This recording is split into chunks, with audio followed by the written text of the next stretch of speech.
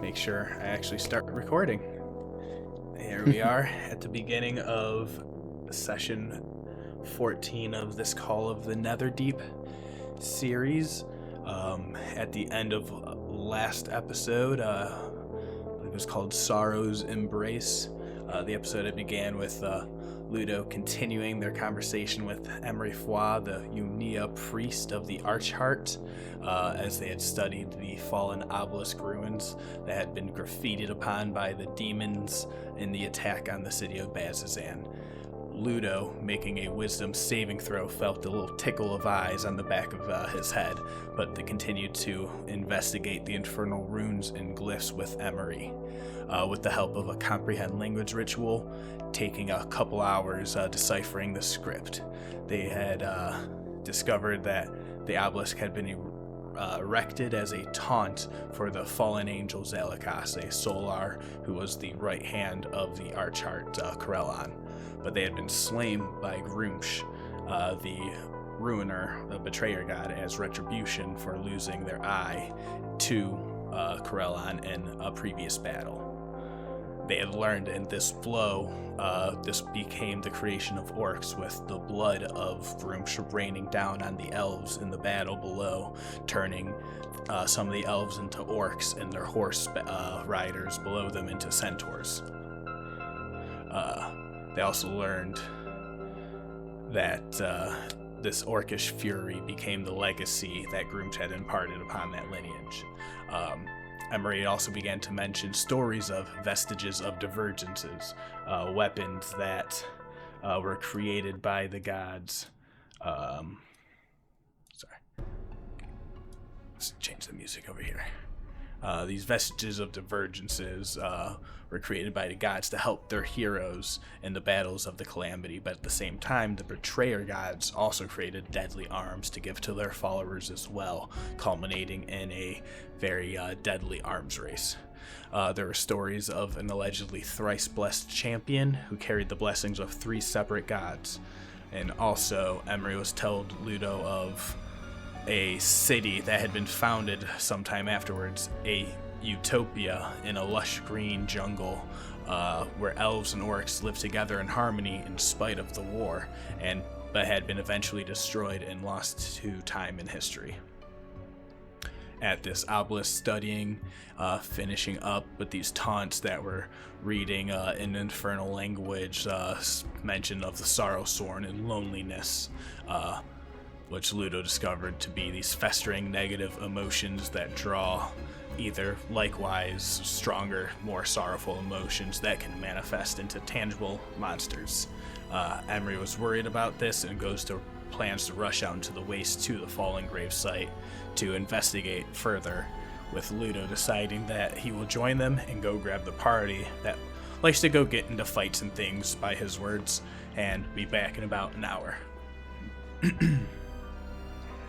Back at the inn, Saeryn and Aljin begin talking to each other about their luck surrounding orphans and their travels through the wastes thus far, with Elle standing right in the doorway to Saren's room, with the satyr comfortably snuggling up in their bed. Their bed. But Aljin wanted to wait and possibly look around for Ludo, with the two of them continuing to talk for a while Morgen attempt to get her elven trance for her long rest with her eyes wide open. But the talking duo had kept a neighborly goblin in the next room awake, who goes angrily stomping down the hall after a quick hiss at them. Eventually, Aljin goes outside, sees Ludo, comes back in, with Ludo telling them all about the experiences of his around the city in his absence, and the meeting with Emery, and at the obelisk, and the potential dangers out at the gravesite of Zalikas. With after waking Saeryn with a light spell and Morgen creeping out the party with her open-eyed trance, they decide, and Jacqueline going to wake her, they decide quickly that it is more important to investigate these infernal warnings sooner than later. And with haste, find themselves out in the middle of the waste with Morgen recalling information about the Sorrowsworn. Also, these dark creatures that have been known to inhabit the Shadowfell and attract other, stronger, more dangerous negative emotions. So it was indeed best for them to hurry. However, in the darkness, finding the trail was more difficult than they had anticipated, and Emery had found themselves lost at a crossroad, and the priest was uncertain of which path to take. There was also a very bad roll above board, like a natural 1. Saeryn, but at this point, decided to cast a detect thought spell to delve into Emery's mind, looking for a path in their head to help find the right way, and inspiring the priest and feeling momentary emboldened bond. Emery also mentioned hearing the dice rattling inside Saeryn's head. They found the path, a massive fallen angel with black feathered wings, tarnished, dull celestial golden scales wasting away to time, with its bones laying at the bottom of a watery basin near the mountains. Here the party performed a ritual of speak with dead using Morgen's Verdant's tome that had a connection to Krell on the Archheart, asking the fallen angel 5 questions to try and figure out what they must do to help it pass on and not feel the sorrow and regret that had been festering. The angel Zelikas answered either very cryptically or evading the questions entirely with frustrating, self-defeating spirals. I believe it got called an angsty incel angel, but they got some sense of a feeling of failure from Zelikas, saying that the angel saying they had failed Elixion, the god-blessed hero who had eventually fell later in the calamity. Apologies. I need to make these shorter. Alright, sorry, back on track. They had failed Elixion, the god-blessed hero who had fallen in the calamity, and the angel was not there to protect the god's champion. The melancholic revelations continued before eventually the angel determining the only way to fix its loneliness was to keep the mortal souls who had visited it there permanently. Monsters appear, combat breaks out. Whole bunch of stuff. Saeryn and Morgen being harpooned, pulled in close to the lonely monster, trying to embrace them, but Aljin's sorceress storm magic let them manipulate the battlefield and warp his friends away from danger, while Ludo accidentally summoned an impish fiend after a series of bad attack rolls, but eventually was able to finish off the Sorrowsworn with a shield charge using their special feat from Avandra themselves. A quick loot check found a red ruby that had sat embedded in the plate armor in the center, and Saeryn felt it pulse with a little small warmth as he picked it up and grabbed a few handfuls of the better-looking celestial gold scales of the angel's armor, and a divine sense paired with detect magic helped the party find a necklace of prayer beads hidden deeper within the angel's bones and armor. 3 beads of 2 of them being 2 level 2 cure wounds, and the third being a bless spell. We had left off there. It is very, very late in the evening, possibly even closer to morning at this point, and there's a long walk back to the city in the dark of night. You are beat, you are borderline exhausted. What do you all do next? And I will stop talking for a long while.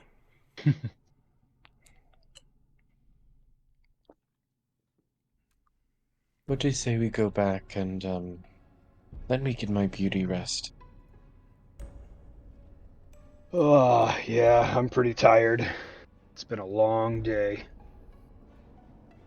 It has. Quite long. Great job back there, you guys.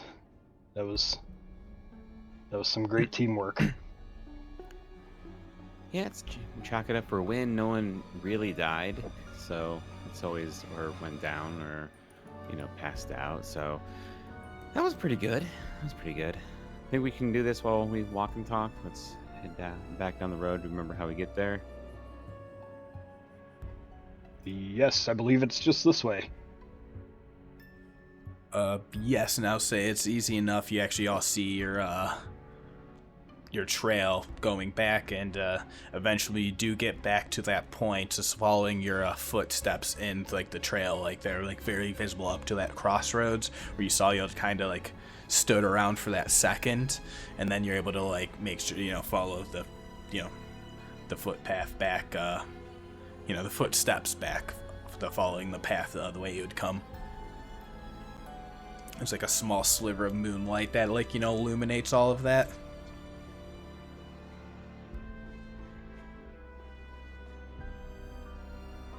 Yeah, let's head back and rest up.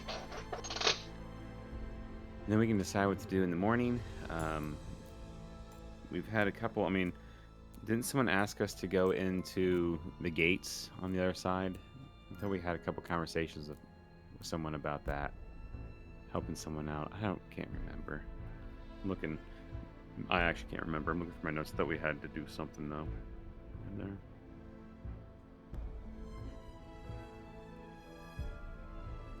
Anyway. Through the, are you talking about the northern gates? Yeah. Yeah. And the one where you had to get permission to go through. There was a missing, a group of Cobalt Souls went through there and they haven't returned. It's been a while, I think, was with that. It was with the last thing or something we heard from, I don't remember who even said that. That might have been your session. I might not know that. No, Oh, yeah, I think been from the blacksmith. mentioned a couple times. It was mentioned, I think, okay. Yeah, it's been seated, yeah. I'd say everyone go ahead and make anyone who wishes, who's kind of like leading the path back in the darkness, make that perception check. I imagine anyone who's making it would have dark vision, so it'd just be a straight roll. Yeah. Hmm. Pretty tired. pretty tired. All right, yeah. Say Ludo's pretty heartbeat focused. I'll say whatever's drawing your attention. Otherwise, I will say Morgen. It is just because you don't hear or notice or see anything immediately, but at one point, as the clouds are like passing over, it does strike you. Your path, the footsteps that you're following, are very visible, and you're realizing the way that you're following them back, they've been visible for, as a long while. And just whatever that whatever predator nature that's within you realizes that that's other things out in the waste might be able to also follow and pick up that trail. I think with that kind of striking her, still not deviating from the path, I think she'd at least pipe up. Well, following our trail is easy enough, but if we can follow it, so can other things. It might behoove us to be on guard. We're still not safe yet, so long as we are outside Bazozan, in the wastes. Never forget how badly this place treated us on the way here.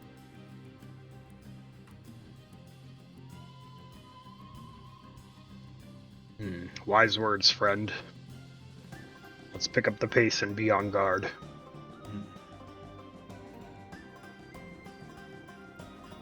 Yeah, and I will say, with that, Emery will say, oh yes, I know, here's a little, footpath to, kind of cut through at the very end. Hopefully, we can avoid any, eyes in the darkness as, this will bring us right up to the, walls of the gate.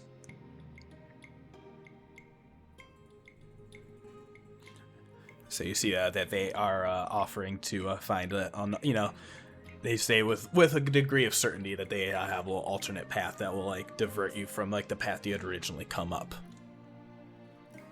Let's take this. It might not be a shortcut, but I think Emery's right.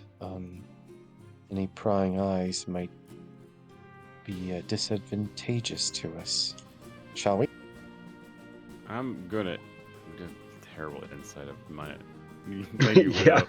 I'm gonna roll also because it's gonna be terrible. 14. Okay. Yeah. Odd. I thought it was odd that he's like, oh yeah, I forgot this path that we didn't take on the way out. Here's one. We should take it on the way back. That's very I mean, yeah, like so. Like your insight, it seems to be it's a degree of. They had heard that there was mention of a, hey, the path that we came up has been pretty visible, so a degree of caution. So, the path that they're suggesting back, Alex, they'll explain. It's like, this is a path that wasn't, it's not convenient coming out of the city, but if there is anything, ahead potentially, a degree of caution, this would help avoid that. And I would say your insight leads that to be pretty truthful. All right, lead the way, Emery. All right, yeah, and it's just like a little bit like off like the main path, so it's like a little bit of rough terrain, slow going, but it just takes you like around the other side of like one of those like large chasms with those like large obsidian spikes that are spiking out of it, and it takes you like a little bit longer. I'll say pushing on, it's probably almost closer to sunrise by the time you're getting back to the city at this point, because it was at least like an hour march out, and that was after a whole day and evening of events. A couple hours praying and studying at the obelisk, tea time with Zoya and running tasks and drinks or poisoning a young lad, depending on your spin on things. Then chats at midnight, running out into the middle of the waste. So you guys are getting back. It's probably going to be closer to like 2, 3 in the morning. Especially taking this like a little bit of a more roundabout way. All right. But with that, Emery's like able to like push on as they say, yes, I can help do any vouch or a favor for you, or vouch for with the task hand. I know you had mentioned a possible favor of getting their sway earlier. Also, I can give you. We don't have much in here in the Church of Krellon, but some of the artworks to fetch a pretty sum when the artist donated. So I have some gold I can give you here in the morning when I get back to my temple. Sounds good to us. Did you happen to know what time the other group was planning to move through the gate in the morning? Knowing if it's the task hand, I imagine he usually has things planned pretty punctual. I would assume earlier than later. I ask because I'm really looking forward to laying my head down in that bade. I'm sorry, what was that word? The bade? Am I saying that correctly? You're bad.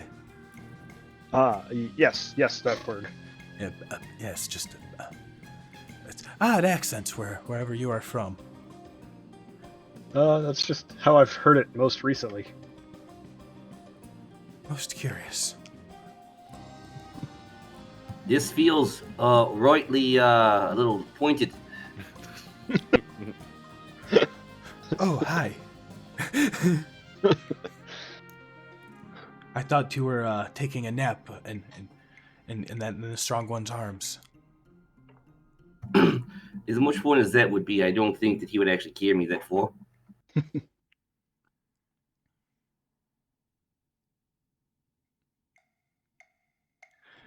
We're almost there. Great. Excellent. I can't wait to get back to my room, get back to my bed, and hopefully that goblin or whatever it was left.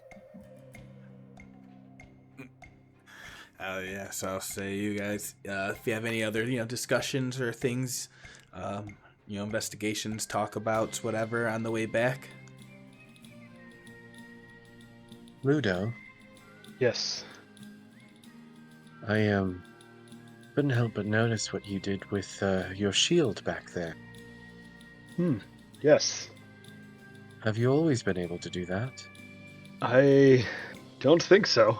I just, I said a prayer to Avandra and charged, and it just kind of happened. She must really favor you then. I would revel in that love. Oh, I do, friend.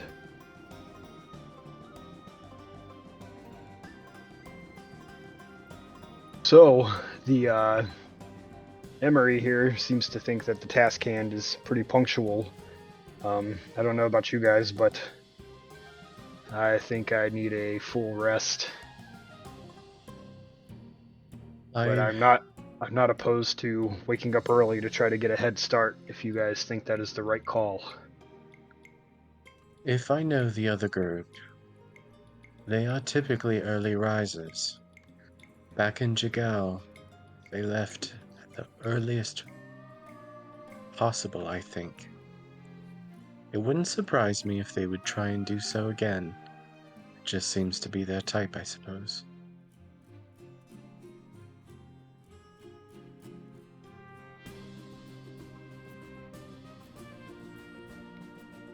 Is there? I feel like we're always chasing after the sun with these guys. Is there anything we need to get before we go through the gate? I mean, I can get up pretty early. Also, I can maybe make a run. If anything, I have a few things I think I might try to offload before we get there. So if we need to pick anything else up, get some stuff together to sell if we need to.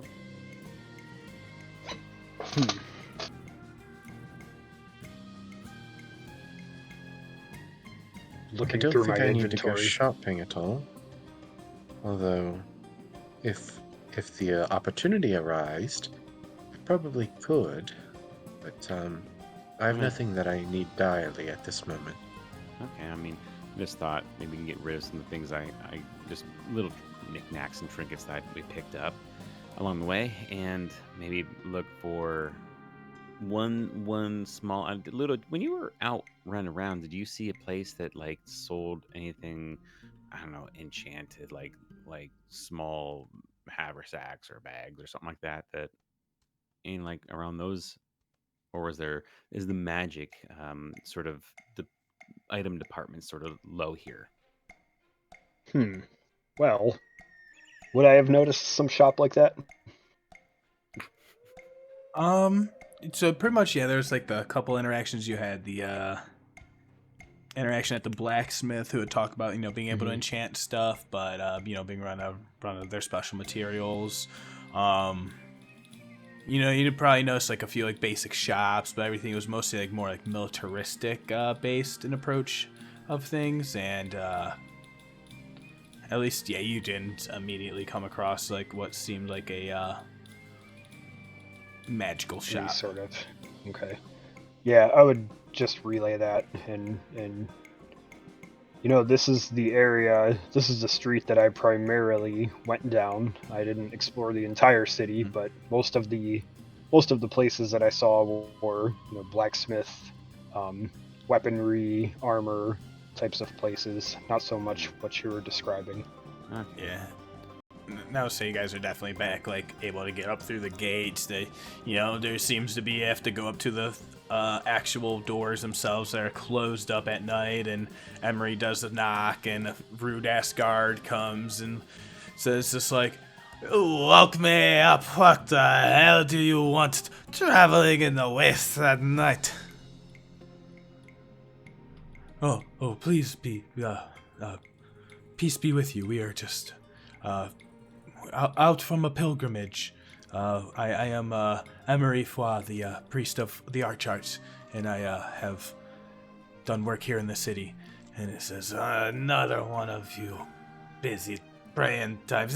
Come in, and waves you all in. And glares daggers at all of you for waking them up at this ungodly hour.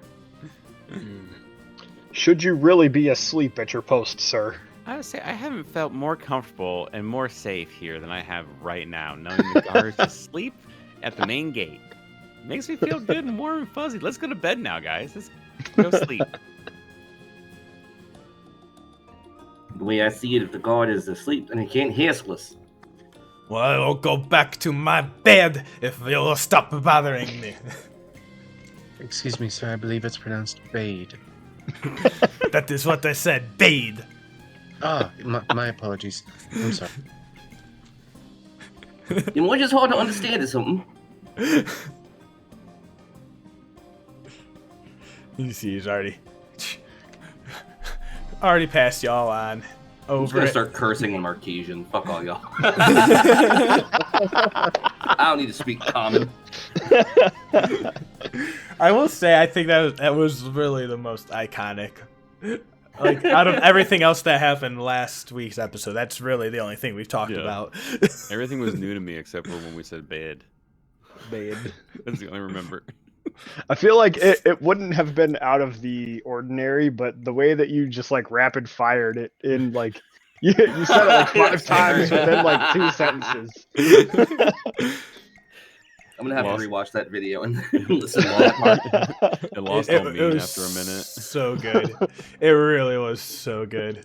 It was great. It was like a little rant all about your maid. But yeah, you guys get back into the city. Easy enough to make your way through up to the ready room if you didn't need any more distractions, or if you wanted to talk and plan with Emery. They say, well, I only need a trance myself.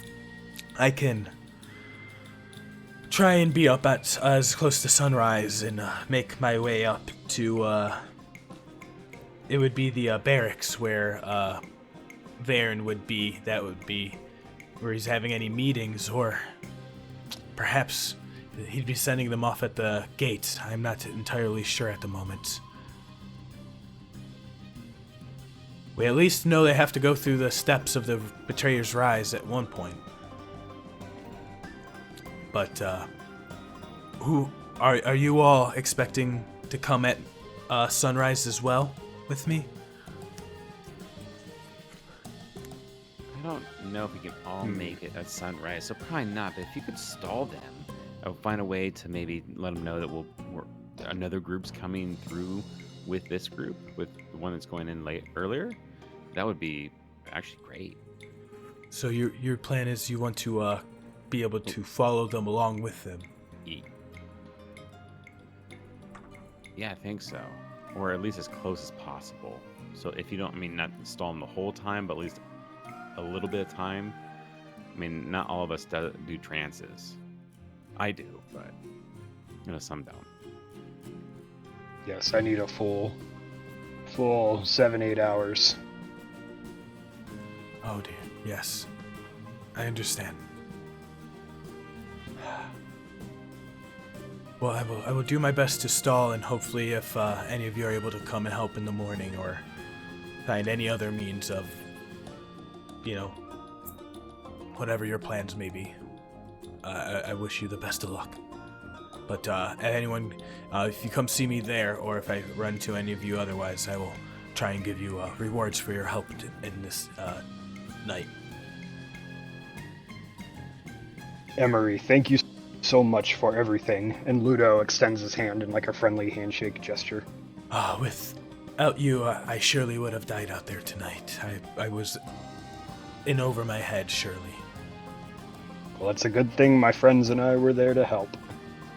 Yes, and I will say as much to the task hand. I think in that moment, Ludo's kind of not that he was like super apprehensive about everybody in the group, but just like he naturally called them his friends. So I think he's just like feeling closer knit with this group. Hell yeah. So just kind of wanted to say that.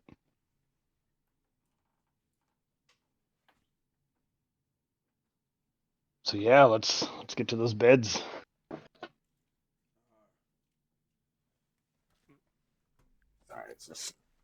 Fix my Yeah, I door. definitely head to my room in the ready room, and Ludo would have seen this the last time he peeked in and was trying to get her attention when she was staring him down. Is even when she trances in a room alone, she still stands up as well. She doesn't lay down or sit down.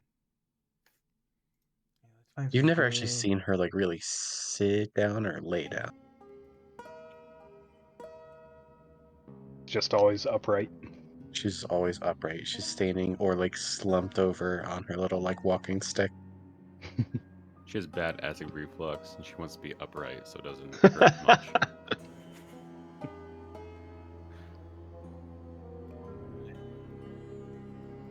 So, you all go into your rooms. You go to get your sleep in. I will say, is everyone planning on doing full-time long rest? I think so. I think so. I think it's the safest bet. Sounds like the right move. Yeah. Mhm. Right. Before that, because I only need 4 hours. I have 4 of these Moonweaver tokens, and doing the math, I can quickly use the last 4 of my level 1 spells real fast to distort value, thinking I can have a couple hours maybe to run out and offload them and do some stuff during the wee hours of the morning.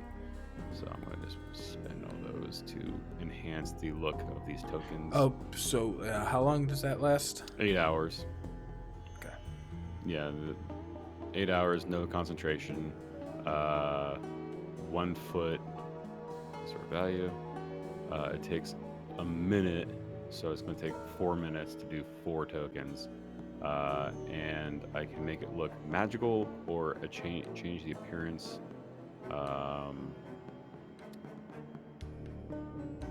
Downplay, or I can downplay the magical aspect of it.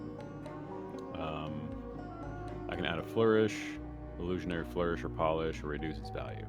So essentially, I'm going to try to make it look a little more magical, as in it has some sort of magical property. Right, so what's your spell save DC? On that, it'd be a 16. Word. So Duly if noted. anybody wants to take an investigation of it, they would have to. I think it's intelligence. Hold on. I was just looking at it. Investigation check, yeah, intelligence check. So I have 4 of those, so I'm gonna do that, and I think it's gonna look. Yes, they're Moonweaver, but it's gonna be like, I don't know. I think the picture of the moon on it's gonna glow a little bit more, and I'm gonna see how much you're allowing me to distort the value of it, and try to find like a piece that looks almost square in it, like in the picture in the stampings, and make that pop out a little more. Look like the oh shit, what's it called? The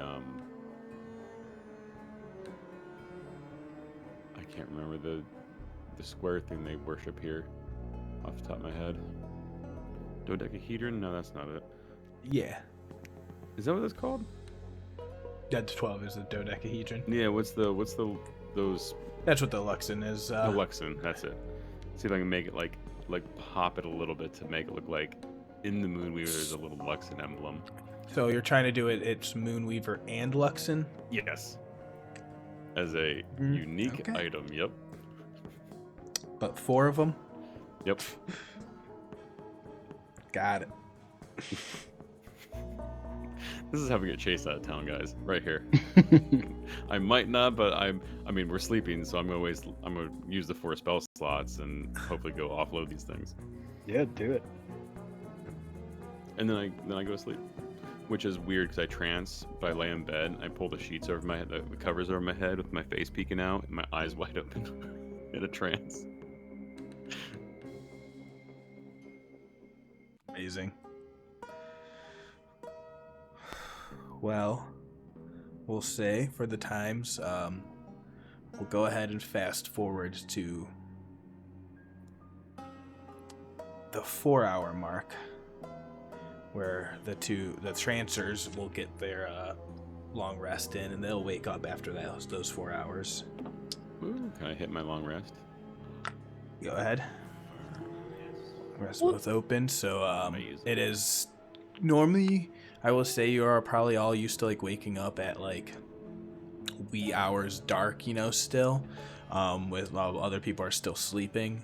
But now it's like you're waking up at pretty much just the crack of sunrise, where the day has already been gotten started for a lot of people. And that puts you, I imagine, maybe a little bit both off kilter. Yeah. I'll go into Morgen, like sneak into Morgan's room, and figuring that she'll be about out of the trance same time, and I'll sit like in the corner until she like says something. 'Cause I don't want to like interrupt. This is like the creepiest way to do it too. I'm not here for it. Like and just sort of sit in the corner, like waiting for her to like snap into it.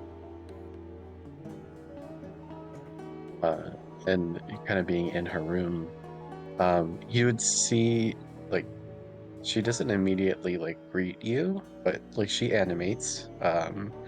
And the first thing that she does every morning, you could probably gather from watching this like little wake up routine, is she pulls out a um, a piece of those alchemical supplies that she has, and she brews herself a nice hot cup of tea to start the day.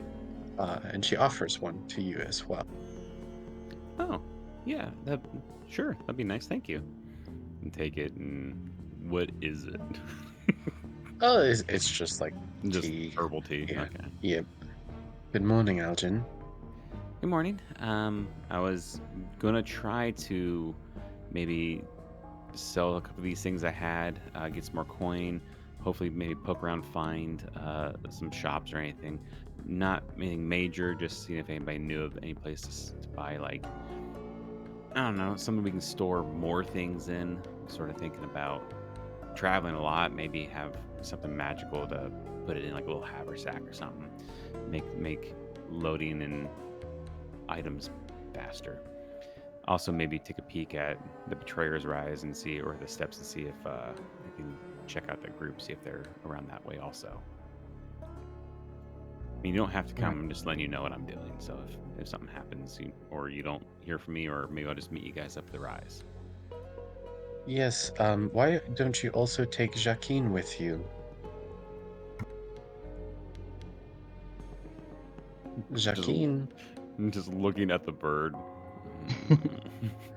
Jacqueline, I want you to go with Aljin. Keep him company. And if anything happens, tell me right away.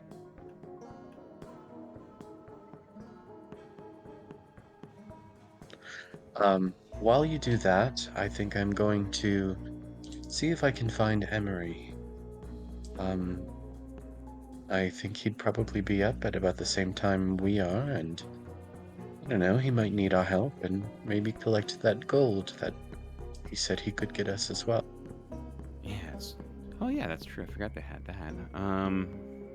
Should we leave the other two a note where we're going, or make the assumption they know where we're heading? I think that's a little rude. Yes, you know what they say about assumptions. It's best to leave a note. Yeah. Okay. Do you have a quill and a paper, parchment? Yes, I've got, well, I mean, yes? Hold on one second. Actually, what is actually in my priest's pack? Yeah, I was looking, I'm like, I don't have anything. Nothing to leave a note. Nope. No. I don't have a quill or anything, but Yeah, I would say easy enough at the desk to find. You know. Okay. Leave a note that just says, "Meet at Betrayer's Rise." I think would be the best. Just so we get everybody there at the same time, or everybody there, close to the same time. Sounds good. All right, Aljin, are you ready to? Yeah, I'll just head out right now. When I leave, is there when we leave? Is there someone at the front desk of this place, of this little like inn, like to ask if there is like, is there a market district, or is it just like there's places around to find to like sell stuff? One of the owners or proprietors of the spot, I think it'd be Delez, the Drow Male Elf or whatever. I think it's his name. He seems to be very blary, trying to pour like this very cup of this like thick brown liquid, rubbing their eyes, and they kind of, when you ask for some sort of market district, they kind of snort and laugh, just like. Where do you think you are again? Tell you the truth, man, I don't know.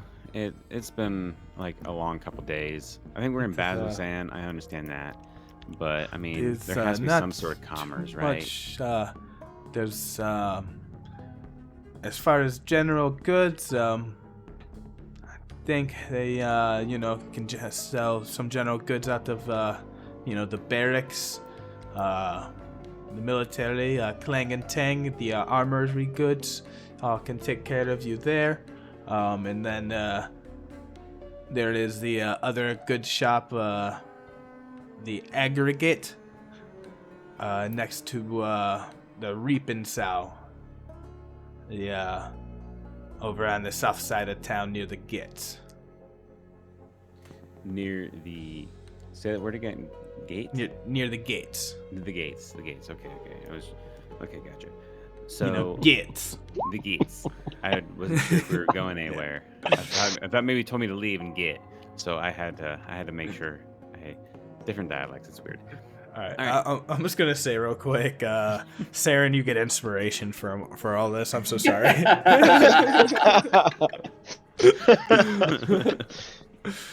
It's definitely been earned at this point.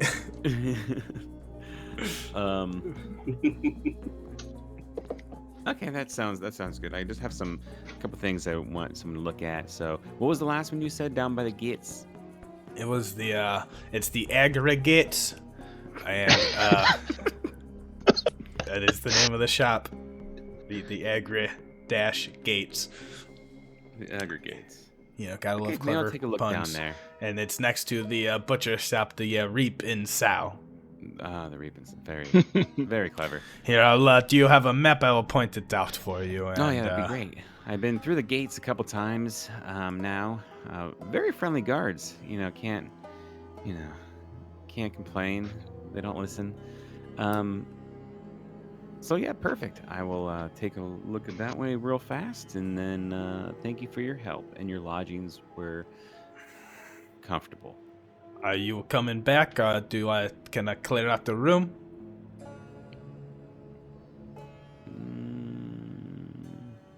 That's a good question.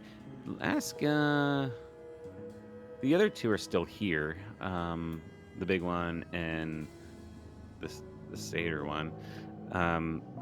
Maybe ask one of them what they think if we're coming back. I have no clue. I mean, sooner or later, I'm sure he will, but it might be a day or so. So I think we can probably get, another lodging if we need to. But for now, I think we'll be on our way, I think. All and right. then I just leave. And I just walk out after that statement. All right, and you whisk away. It points out, general goods store at the barracks. Where the military is. I do not want to do the barracks. There's the armory. I do not want to do the armory. Armory stuff, and then. And I want to go to the aggregates. So you said you're heading to the aggregates. Yep. All right. And yep. I'm heading to the aggregates, which is down toward the Reaping Sow, so like in this general area. So I'll head that way. Did we ever find out where that guy's or where his not monastery but temple was? We were all so busy to get to our beds that we never actually figured that part out.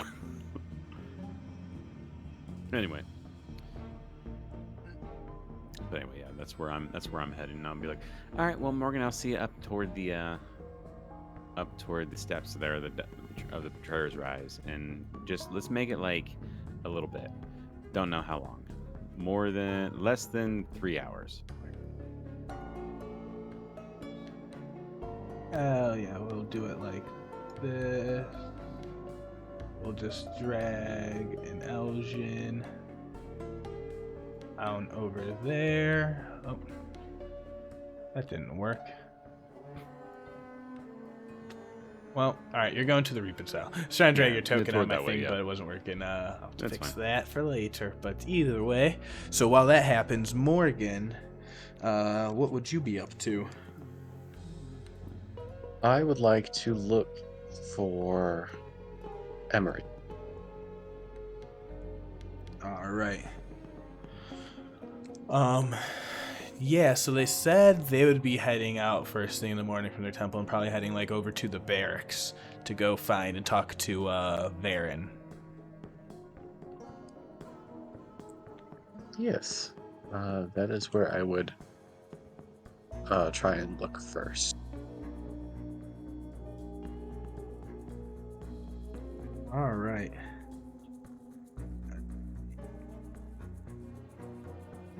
Perfect. So, would you be doing one? Have anything on the way? Any talks, bird discussions, whatever? No, I don't think so. I think she would be quite direct. All right, I'll let you get straight on through to that. So that's gonna be like pretty much you guys' first thing in the morning. As soon as you wake up, head out and do that. So that's pretty much about halfway through the sleep of Ludo and Saeryn. I do want to ask, Saeryn, what do you think you are dreaming about at the moment? There's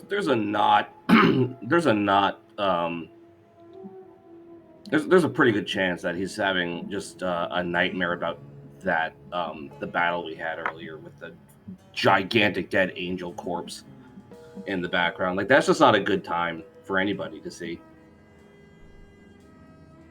Yeah, just like that red. I think he's imagining it like and getting up and coming after him. Like, just like full nightmare. It's been a rough. It was a rough, long day. Yeah. Do you think it's like anything about like what it was like saying to you, or anything, or just like the pure like horror of everything? I think just the pure horror of having like a gigantic bony feathered thing like flying after him is probably not great for his mental health at this point. Mm-hmm. Yeah, because I'll say I actually kind of look something like this.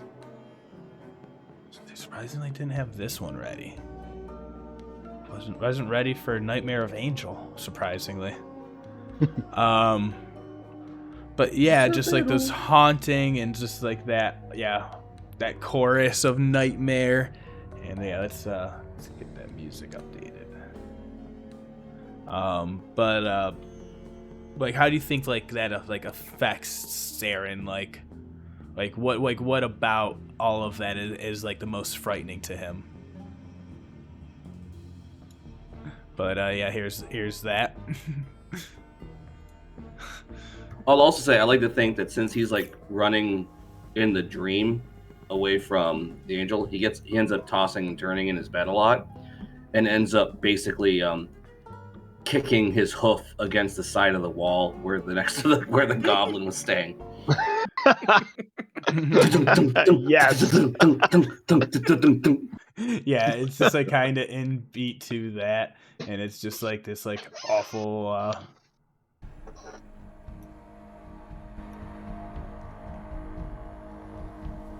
evil droning sound and nightmare, and just I don't know. I will say you will be able to eventually finish that long rest, but I'd say if there's any facets or angles of the nightmare the last few days that you think would also be like unpacked more, definitely let me know.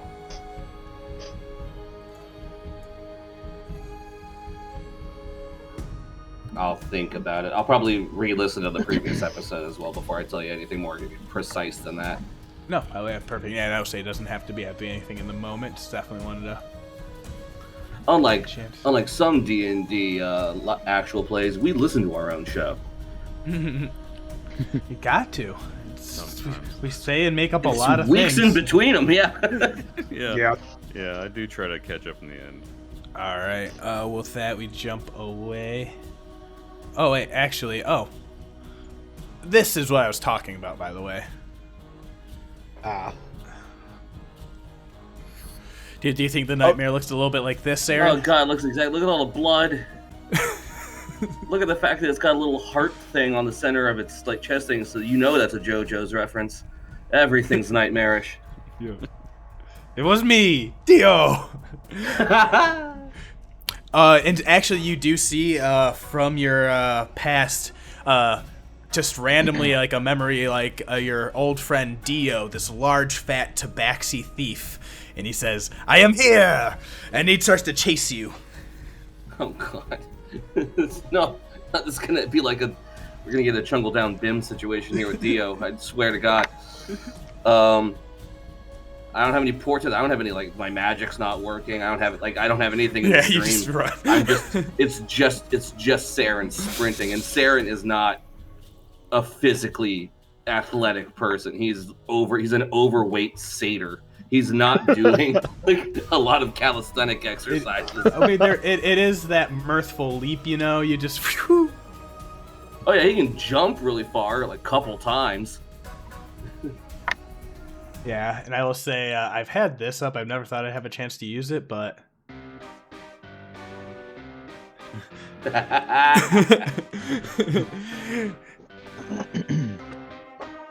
And we'll leave off with that horror scene.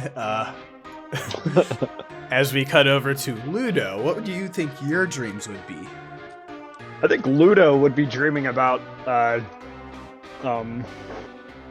something to do with his newfound shield charge ability, and maybe almost like that dream that he's had before of the people that he couldn't save, and but this time in his dream he has that shield charge ability, and he's able to actually charge through and bash some of the drow away before they're killing the villagers. Nice. So we get more into a triumphant scene. So we cut out of that and go into...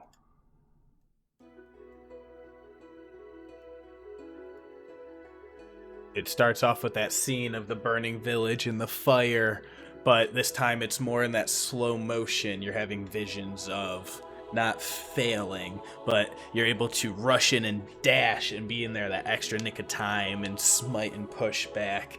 And instead of the bodies piling around you of everyone that you know and love, and this vision, in this imagining, you're able to know that the strength is within you to have the potential to be able to save.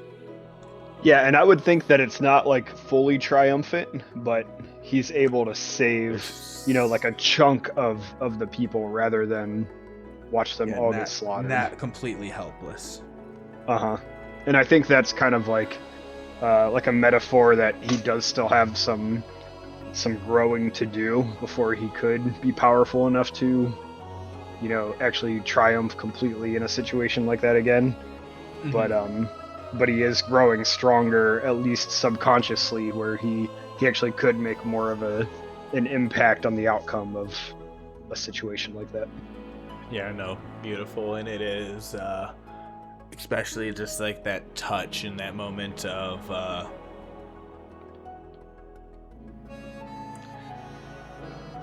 the path to redemption. The point you'd mention is just because you had failed at one point doesn't mean that you are irredeemable. That just means that it's another chance for the failure is refusing to keep going on. Yep. of anything else. And that's you have that, at least that warmth resonate in through you. Now I will say in that moment, actually, in your dream, Saeryn, you also do have a familiar, that same pulse of warmth through you. Of just like that certainty of just like, knowing that there's always like that another chance. And in this case, it's, of getting away from whatever horror is chasing you.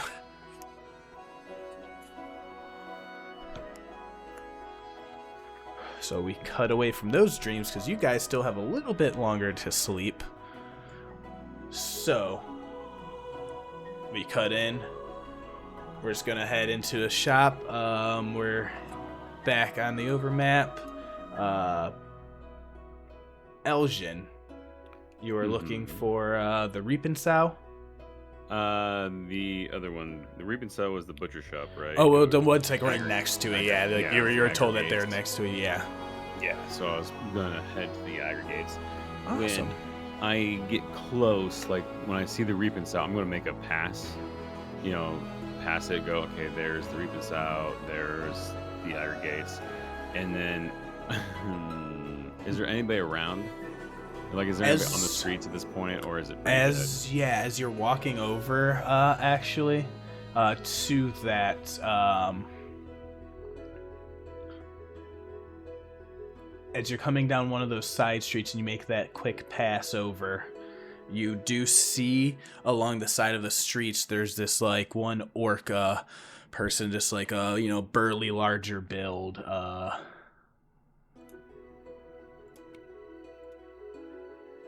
second, let me fix my music.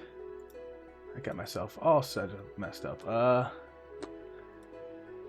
But you see this orcish berserker, and they're sitting there pulling out these weeds from like a little, like by like the roots of these like root vegetables. There's like this ruined building that you're walking by, and they like seem to have like this garden that they have been trying to tend to, and they're just like furiously pulling out these these plants and stuff like that, and cursing under their breath in orcish.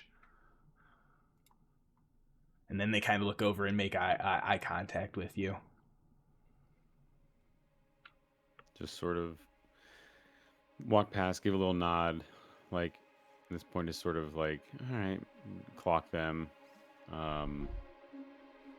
Just the one person on there, okay. Mm-hmm. I'll go back toward the Reaping Sow, or the aggregates. Yeah. And just walk in the way I was gonna change, but I think we're just gonna walk in normal, and or to see if it's open. I guess it's pretty early. Yeah, and you do see there's a little bit more action in the butcher next door. You see a couple people in like through like the little like window, like there is like the like curtains like half drawn, but you see like they both share like the same sign, and they're just like both on the opposite faces, but it's like one of those like duplex style wooden fronts, same like red clay brick style buildings like most of the other of the city, and those like metallic type slanted rafter roofs that seem to like come up to that peak. And these two are like the two different storefronts of this like an old saloon style with like the front railing porch attached up to it, like a wooden add-on that kind of makes it like protrude out, and have like a little bit extra space for gathering points. And yeah, you're able to head in. You do see the right side, the aggregate shop is open. Okay. Yeah, I'll walk in the aggregate, and sort of just take a look around, greet the shopkeep, and you're like, hiya, good morning. How's it going this early in the day, actually? All right. So as you go to walk into the building, we're going to do one thing. Mm-hmm. This is going to be a Constitution saving throw that you really want. I'm rolling it. Uh-huh. You want it to be bad. Okay, cool. No, that's a crit. So that's a crit. as soon as you walk in through the door, ping, the bell rings overhead. Immediately to the left of the door, you see like your eyes are front onto like the countertop in front of you, basically where there seems to be some like some figure like that's behind the bar, but immediately before you can see anything else, you hear to the left of you they're sitting in like an alcove off to the left side on a stool from the night before. Hey, Blue! You made it! Hey, yeah. How's it going? Oh, I couldn't remember if I'd ever told you to come visit me at the shop today. And it is Gluzo, the bugbear, with the tusk tooth tattoo on his bare chest. He is looking fresh and fine. It's the constitution of a bugbear. Yeah. Like, it does not look like he drunk as much as he drank the night before. Which reminds you, you probably look a little, like, you're probably a little Probably look rough. haggard. Yeah, that's fine. He says, oh, looks like the hair of the Moorbounder got you. Yeah, it was a crazy night. I don't actually remember getting back to our inn at all. It was pretty crazy after that. After we, hung out that little bit and, crazy. So, anyway, no. Yeah, I'm what brings I you remember. here? I'm just looking to maybe sell something. Maybe see what you got in wares also. Looking for nothing in particular. Just wanna Yeah. see what you have. What's And I'll going say, on. yeah, you're trying to unload anything? And I remember your one friend's a little sly, and he gives you like a little wink. He's just like, you got anything a little hot to get rid of? No, nothing like that. Nothing Okay. really. I mean, I found this and I pull out one of the emblems that I had that I enchanted, the Moonweaver. I said, I found this in there was some dryads in a cave and a baby. That's a long story, but I found this in there, and found it interesting because it has both, appears to have some magic in it, and there's like the Moonweaver emblem, but there is a little bit here that looks a little bit strange that I haven't seen before, and I thought maybe it'd be worth a little bit something. I don't really need it. I have my own, and I have like just a standard on my neck that I tuck back in. Yeah. Oh, wow, that's... Wait, and he takes a look at that. I'm gonna have him make a straight roll, make it in front. Mm-hmm. Well, like, he's not inspecting the item. He Yeah. just like, huh. He's like, sees, he's like, Luxon and Moonweaver? Yeah, He's gonna make a history check, and he's just like, I've never seen anything with those two before. Those two got. Hey, check this out. This is pretty interesting. And he's on call over the. Now you see the orc that is behind the counter. It's just like covered in just like plain clothes, brown tunic, tusk tooth, like more of a greenish than gray skin with just like a simple like mohawk cut. But immediately as soon as you go to see them, you do kind of recognize them as the orc that had walked up with the camel when you guys were standing in front of the gates what seems like a whole day ago. Mm-hmm. And Saeryn had screamed at them to go around. Okay. Gotcha.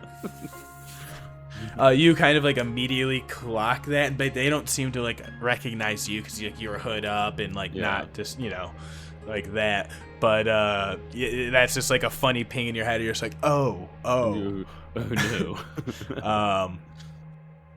But yeah, and you see he gets called over, and he's just like, says, well, what we got for you? And then he just something I found in just an old cavern that had a couple crazy things happen in it. Looked like an old, like, I don't know, couldn't tell. It was like some demon possession or something. Anyway, but I found this in there, and I found it quite odd that it had a couple different deities on it. I thought maybe you would want to take a look at it. I mean, it looks like one of a kind.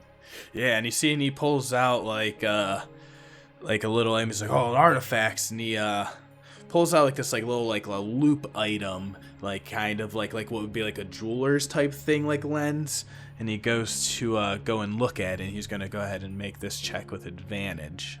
And this is him doing an actual inspection on it. No, that's not So good. 17 on the first one, 11 on the second one, and he's like, sees through like the basic illusory magic on it, and he's just like, well, where'd you find this again? And then he's like, eyes kind of narrow, looking at you. It was in a cave that had some weird. We saved a baby from someone trying to sacrifice it. It was rough. Maybe sacrifice. Go ahead and make a deception check. That is not a deception, my friend. It's not, but you are not telling the whole truth. Yep. I mean, that's still a really good rolling number on that. Plus, so, but yeah, it's the willful omission of what you are misleading with. 100%. I love it. That is exactly what Aljin's doing. So, and he's like, so they must have been running some sort of trickery, illusory operation. Well, I mean, these, these are pretty mundane religious symbols. There's not really much desire for the gods around here. Yeah, I understand. I was a little worried about that. It was are these look like and he looks at it again a little closer. He's like, well, this is like pure silver on it. I mean, these can be melted down easily. I can give you. And he looks at the four of them. He's like, I'll give you 5 silver for them. 5 silver. I mean, yeah, that's fine. I mean, I was kind of hoping it would be something better. I was hoping that maybe it was something, a little more crazy than that. I noticed a little bit of the magic on it. I was sort of hoping it would be something crazy. Well, good thing you brought it to Agrogans here at the aggregate, and I might find out. I mean, I would hate for you to pass these off as something they're not, and then someone to be upset at you later. Yeah, I was a little concerned about that. That's why I'm glad I came to a reputable source of magic and looking. So, what do you guys have? I'm looking. I mean, do you guys have anything enchanted, anything like that, or is it all basic goods? I mean, our hope is to maybe head up to the Rise later, and I was hoping to find. You see, Og and Gluzo both just start busting out laughing. Just you're right into the Rise. Yeah, it's a fun joke. Oh, I mean, why are you even trying to get money right now? It's no good to a dead person. Yeah, no, just getting a little heavy in my pockets. It's things like that happen. But all right, well, here, if you're heading into the Rise, I have a really lucky stone I can sell you. Ooh, I actually enjoy rocks. Yes. What kind of stone is it? It's a lucky one. So, but what everyone says. Oh yeah, it's a luck stone. Okay, and how much for the lucky stone? May I He see looks it? you up and down, and he goes ahead and he says, "Yeah," and he'll goes and he'll pull out like a small, like little carved, like miniature box that has like a nice presentation, and he opens it up, and you see it's like a nice, like carved, almost like a cat head, out of like some like sort of like agate stone or something like that.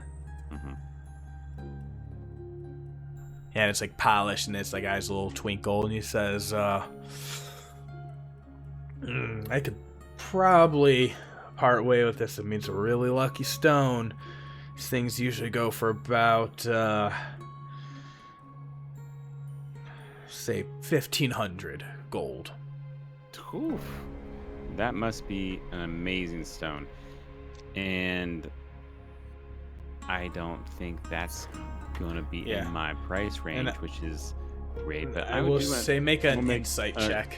I was going to make an Arcana, but yeah, Insight would be fine. Insight or Arcana.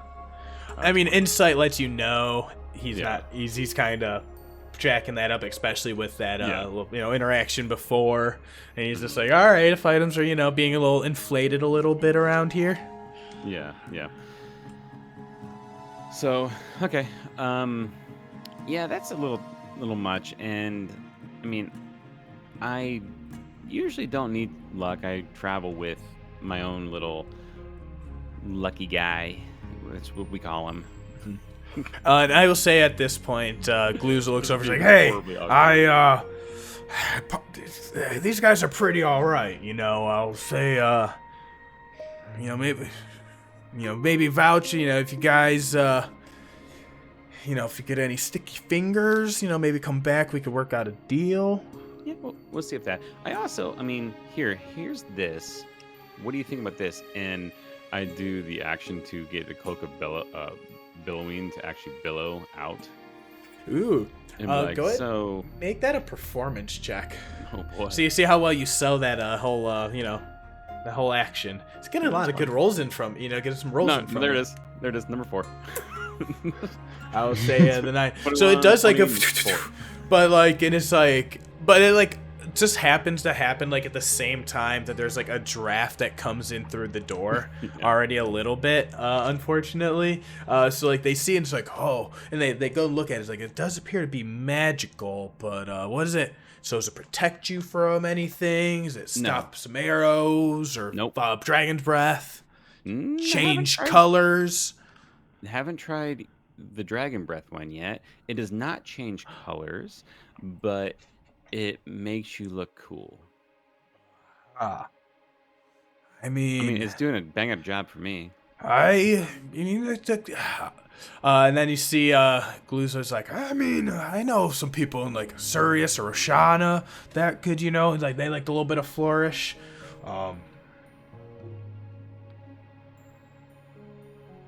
Let's say 500 gold in the cloak, and we can give you that luck stone. And then Agragan just kind of looks at him, and he's just like, Am I the runner of the shop or what? And Glu's like, I'm sorry, they're really cool. You can drink a ton. I'll have to think about it. At this point, that stone sounds pretty cool. I like shiny rocks, but the same side of things. If you're ever looking for extra cash, we know that there's a local, like a hunter's guild of sort. They like to call themselves the Slayer's Stake. Okay. They're always looking for, all sorts of, adventurers wanting to go do jobs, hunting creatures, stuff like that. Now, I'll definitely look them up if we need something like that. But just to make sure I understand it, steak as in like STAKE, or the other one that means food. At this point, Agragan starts to laugh. He's like, "Oh, you ask them that when you go in. Please ask them." No, I don't think I will. Thank you. I'm glad I didn't sell those to anybody that will be mad at me. But Yeah, I think, we'll get that right off the streets for you. Yeah, thank you. And I'm just gonna maybe dip in the reap and sow here and get some feed. Yeah. Real fast. So yeah, you got 5 silver for those. Yep. the- I'll mark it in. that's the price of melting them down. Yeah, it's fine. I just walk up. We don't have to RP reap and sow, but go in there and You can pick get up. all sorts of handful of pocket sausages, Yeah. bacon. So I'm grabbing some breakfast sausage for the team when they meet up there, and I'm gonna grab whatever the Zwam special was. I don't know what that means, but it was in there. Yeah, it's on the menu. It's on the menu. It's weird. I don't know. And Yeah. grab that, which is about what a day's rations. or so. It says all you can eat. All okay, you can cool. eat pocket sausage. Yeah, amazing. So go ahead and just let me know how much to mark off on silver I or mean, gold or. dude, would it be mean to say 5 silver? No, I was actually waiting for you to say 5 silver. Yeah. In reality, it was. The gambit Perfect. was pulling that off and making Getting more a little money bit than more. I should have. Yeah, that was Yeah, the gambit. exactly. And it didn't Well, work and out. that's why like these guys with -1 intelligence Yeah, I both know. rolled natural 18s, and I'm like, okay, I like that. have Oh, to. No, that's cool. And That's that's amazing. I mean, that's the gambit, and that's the griff he used to do on the boat. He would find random crap, and he would enchant it, and he would go and try to sell it off. That's his griff. I love it. So But yeah, amazing. grab You some got breakfast that. sausage, Got some and at foods. this point, he's going to head up, slowly meandering up toward the rise. Awesome. You're gonna head straight towards the rise. Yeah, at this point, I'm gonna Awesome. when I get close though, and if I find a place to dip off, I'm going to, yeah, Awesome. I will change appearance to the guy. This Go guy's ahead. health. Okay. When I get close to the rise, because I don't want the other party necessarily seeing me at this point. Go ahead. Give me one stealth check. It's gonna go well. Okay. See how much you're blending in. 14 in. And then go ahead and give me a perception check.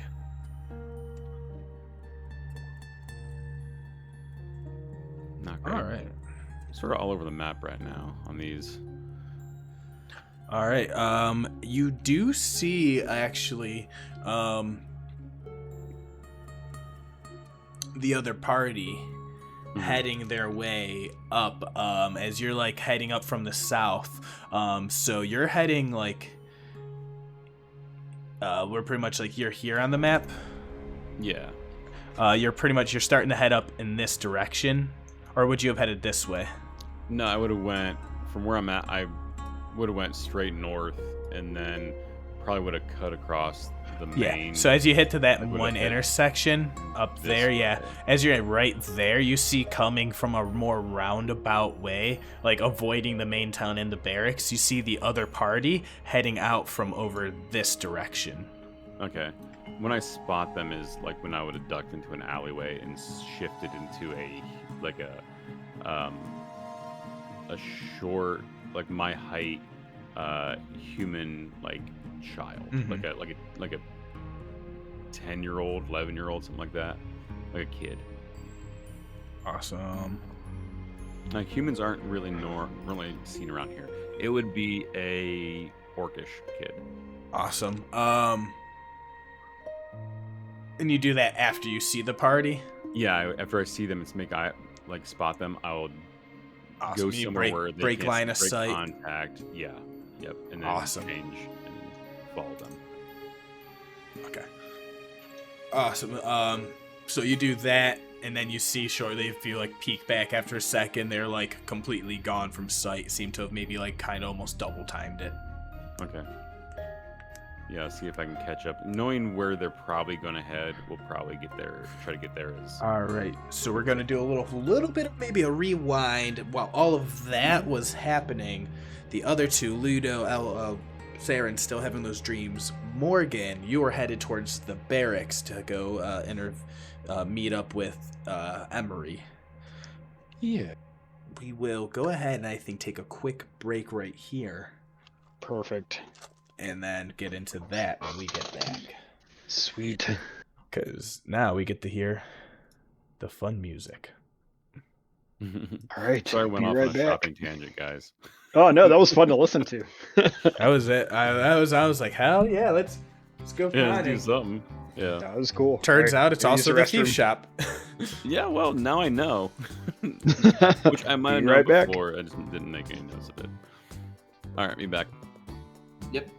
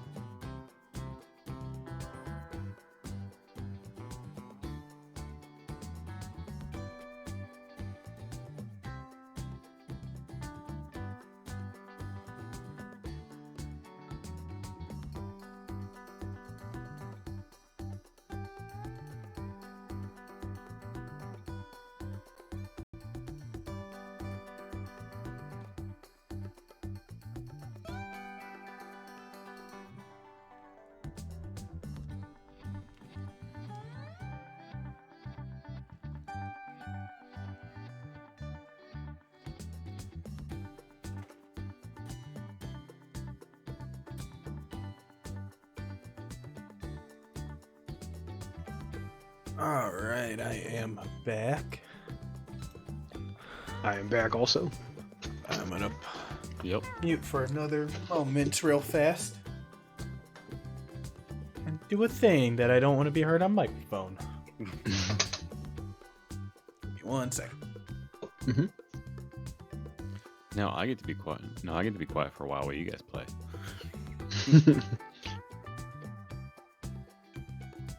I love roleplay episodes. At least like when you guys get to roleplay yourselves.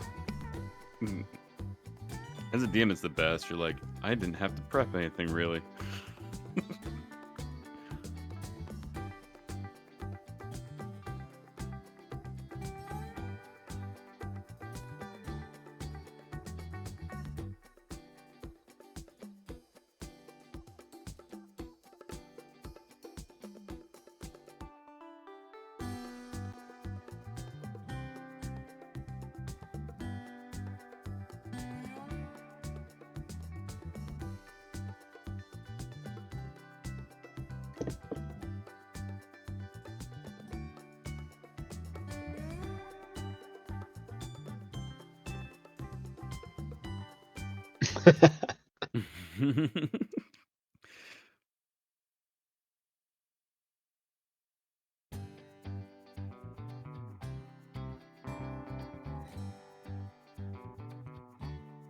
That's the first thing you're gonna do.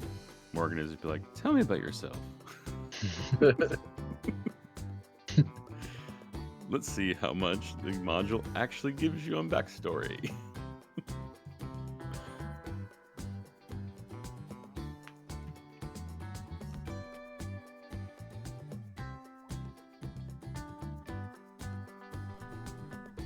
The That's answer is cute. yes. They think Emery is part of the whole module and not made Yes. up by me.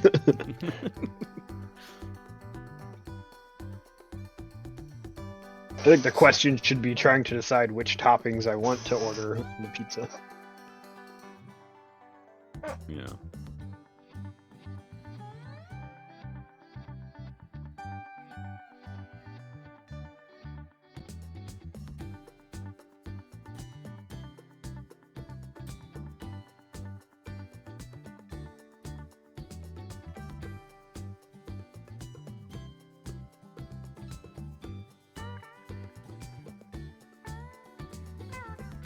Alrighty.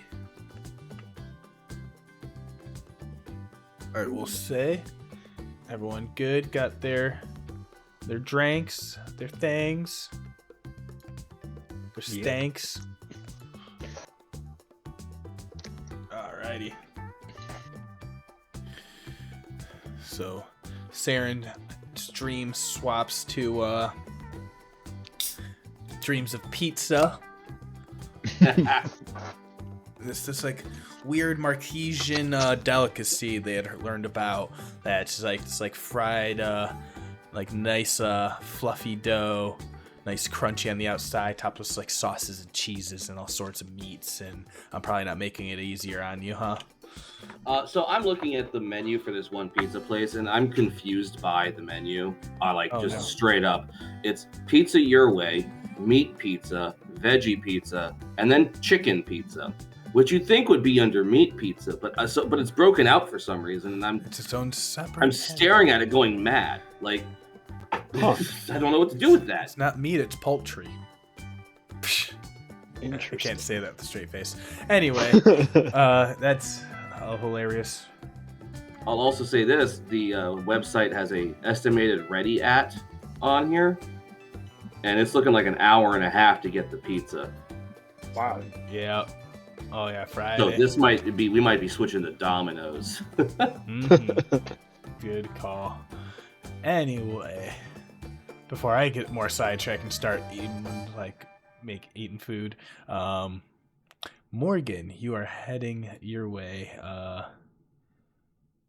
to a thing, and Jacqueline gave you a little update. Aljin got to the shop and was doing all of that. As you're heading your way up into the barracks, you do meet up. You kind of catch Emery like in the road out front near it, and I'll hop it up on the map for you. So yours is like a much shorter walk as you pretty much go across the courtyard.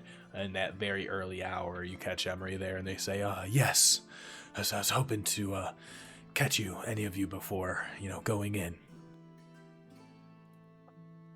It's quite a pleasure to see you again, Emery. I hope you tranced well. Yes, it was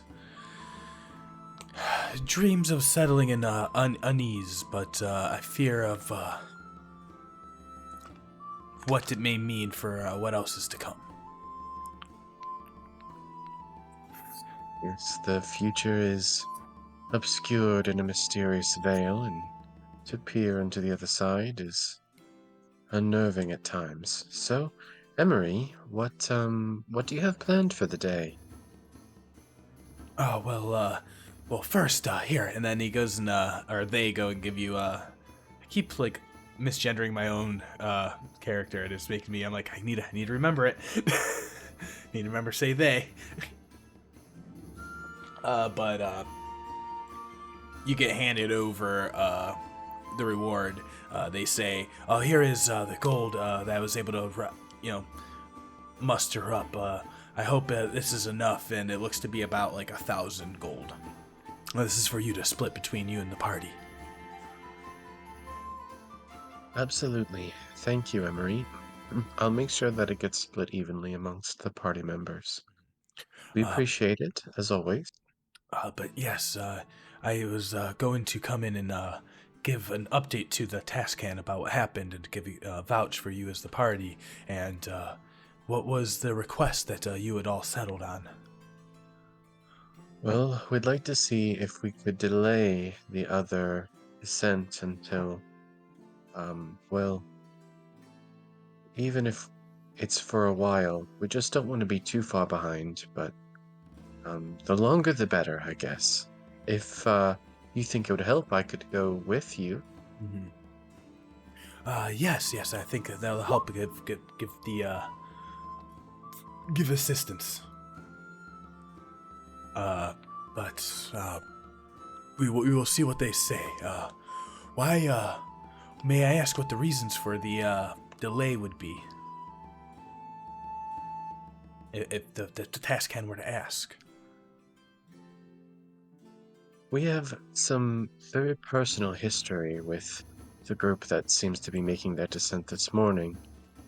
And call us friends, call us enemies, frenemies, if you will. Our destinies are intertwined with each other, whether they like it or not. And I know some of my comrades here need just a little extra time to recuperate. Okay, so you're just asking for a minor delay then. Yes, it doesn't have to be a full, even a half day is a little bit much. Just a few hours is all we really need. Well, let's go talk with the task hand and see what we see. And go ahead and you can make a perception check as well.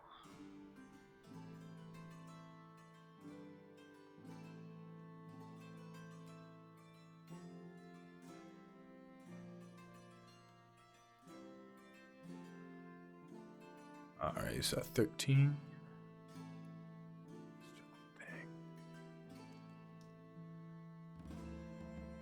Oh, okay. You don't notice the other party at this point, but you come heading up, seems to be from deeper somewhere else within the city. What you maybe probably would assume at this point, maybe a temple from somewhere else, but you see Dermot come in and heading up towards the barracks. They seem to still be like a little bit, like a few minutes way off from down the road though, but by themselves.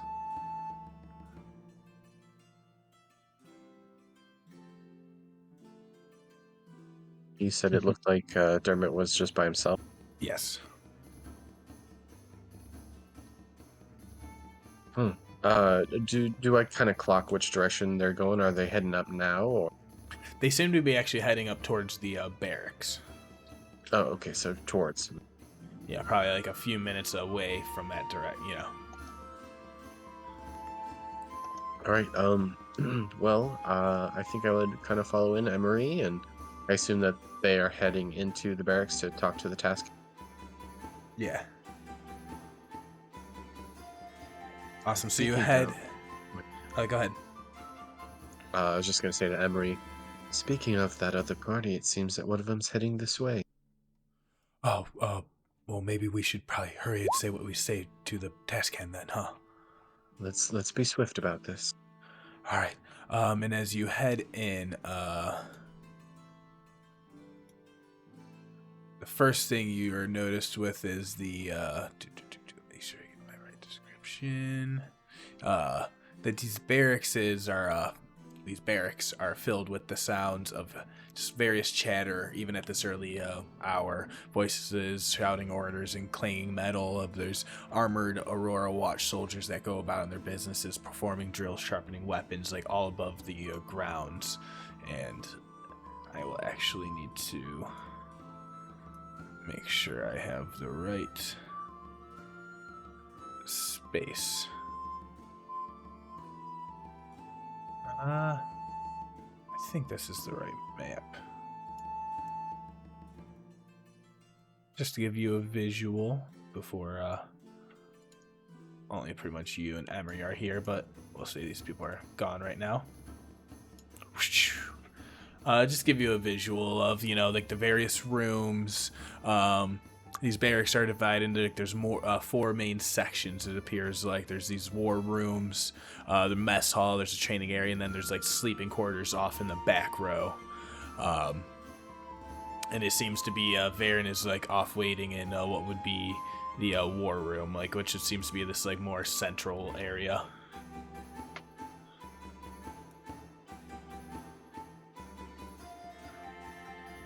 So if you are heading into that one, it's a more small, sparsely furnished office.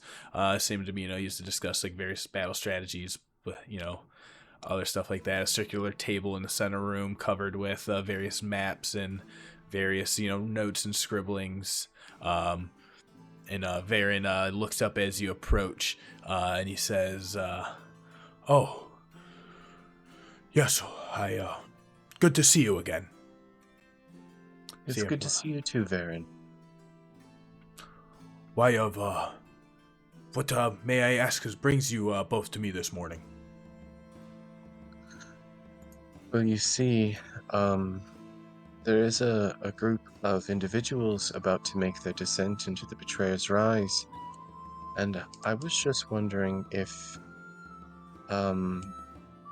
it might be possible to delay them just a little bit. You see, my adventuring group that you saw, with the gibbering mouthers is, we'd like to talk with them again before they go, or,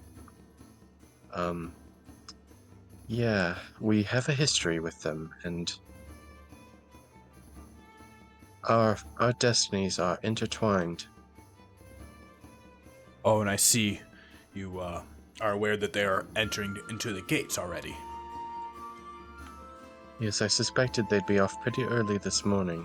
Yes, I just received messages hearing that they are actually on their way there. I thought that they were supposed to stop by here first, and he kind of mumbles under his breath and like checks on one of the notes.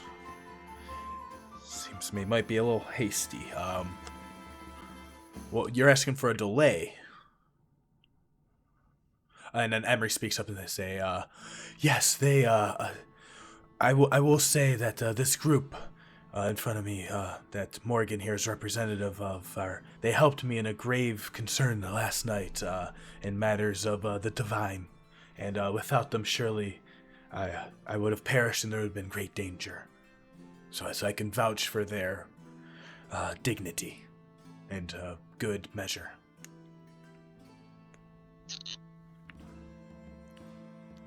Baron, are you familiar at all with Sorrowsworn?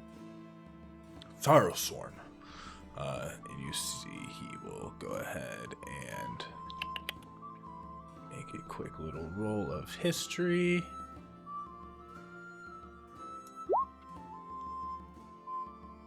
18, and he says, yes, they have plagued, they are some of the various, demons that have been held to dwell deep within, certain sanctums, within the Rise before, all, expeditions were cut off. They also occasionally roam the wastes once, things are left unchecked. Emery alerted our group to a sorrow sworn out in the wastes, and valiantly helped us take care of it. I'm familiar with them myself in my particular line of work, and I know Emery talks my group up very, very well, but that's also not to discount the work that they've done too. Well, I must thank you for doing the work. Although I am a little irked to only be hearing about this now, and not at the time when it seemed to be of importance to go out into the waste in the middle of the night. Funny, a guard never mentioned me any comings or goings of a party. Well, when we returned, they admittedly were asleep at their post. And you see his eyes narrow, and without even looking away, of making eye contact, he's Coast picks up a quill off of his desk and just scribbles a note in one of his pages on the top of the pile. And he says they were sleeping. Yes, upon return, I'm fairly certain they were awake when we left, though.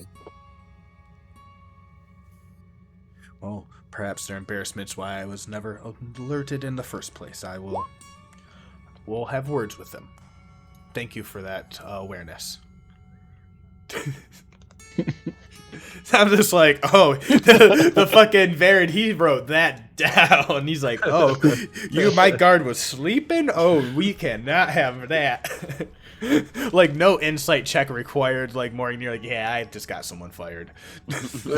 Yeah, no, I figured it was just well, and when we came back into the city, kind of what was going through my mind is this guy is pure comfortable just falling asleep here. I'm Well, either he's yeah. really fucking safe right now or he's really fucking dumb. All right, he says, well, I apologize for the seeming disorganization and dereliction of duty. That shan't happen again. So, what do you know of this party? And he looks down in his notes. It's as far as I'm aware, they have come into the city just a day prior to you, started throwing some team name around, and then stayed up at the Hythenos estate. Does any of that sound familiar? Well, I did catch word that they were at the Hythenos estate, and yes, they did arrive just a day before we did. Both of us, their party and mine, come from Jagao. We first met them at the Festival of Merit there, and kind of both made our way down here after coming into contact with a peculiar item. And, well, that thread of fate has drawn both parties in this direction, which is why it's fairly imperative that both of us at least get a move on about the same time. What is this thread of fate?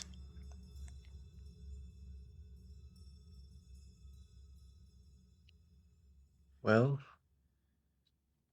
for now, what I can say is the item that they carry is linked to the Betrayer's Rise, and I don't know if they can do what needs to be done there, or I don't know if I can actually trust them enough to do what needs to be done, which is why I must go. And his eyes kind of narrow. He's you don't trust them. What, you don't think they have it they're not strong enough. They won't.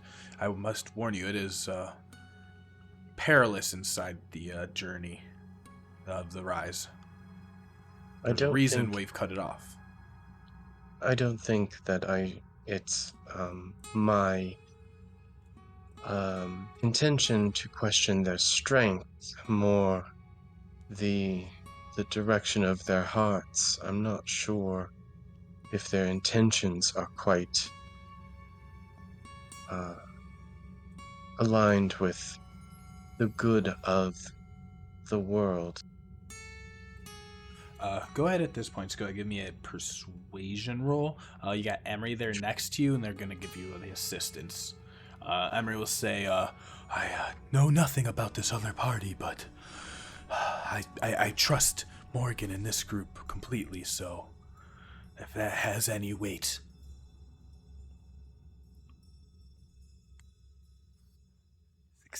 Persuasion, excellent. You say and you do that. At that exact moment, though, we're gonna now cut back over real quick to Aljin. You see coming down the road, you're on that map of the streets. You saw the other party. You dipped off into a disguise and then you ducked away. And now you see coming from almost like a different direction, and now they're heading up towards where the barracks is. You spot now with that perception check from earlier. You see Dermot alone, and they're heading up in the direction towards the barracks. So you're like off on like their side, Mm-hmm. And at this point, you may have lost sight of the other, the rest of the party. I'll just keep eyes on Dermot. If they're going into the barracks, I'll just go across the street and sort of hang out, like just milling around like a kid would mill around in there, just sort of watching the door, waiting for them to come back out. I wouldn't go in. I'm just sort of waiting for anybody else to show up. So I'm just sort of going to hang out, keeping eyes on them on the door, the entry. Awesome. So yeah, you do nothing. You just kind of watch and see them go in. Excellent. Correct. Doesn't. All right. In that moment, it's gonna get a little loosey goosey. We're gonna cut back over to the inn. Ludo and Saeryn, you both are still asleep. You're having your dreams. They can go through whatever forms and formats they want. So do you think there's anything particular on your guys' brains? Well, I know that Saren's already concerned about the fact that he knows he's going to be sleeping later than at least half the party. Mm-hmm. So he's worried about waking up early enough that he can still meet up with people and, do the thing. All right. So he's probably not sleeping super great and is constantly worried about how much more sleep he needs to get. So you start to get to that point, and that clock is kind of ticking down. Ludo, would your dream have a similar feel or vibe right now? I would imagine so, but at the same time, Ludo has that trust in Avandra that he has nothing to worry about. Yeah. Well, I think that's really fun because you say you put that trust in Avandra. You have that you have that comfortable sleep as you're fighting through that village, and there's still you still haven't saved, but that just means there's still progress to be made. But in that time, you do know time is running out. It is starting to get into that crunch. Saeryn, you're beginning to get worried about that in your dream. You're running through these fields of, you went through forest, muck, mud, mountain passes. You're being chased by these creatures, these things. Ahead of you is a burning village in a field ahead of you. And at the very edge of it, you see now the form of Ludo striking down the final of these shadowy, indistinguishable forms. The both of you make eye contact, and actually we're at this one, and and this media is you're both here in this moment that time is starting to run out. What do you both say or do?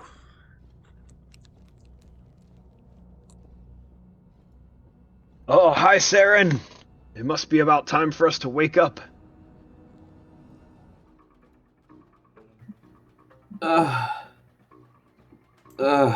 Okay.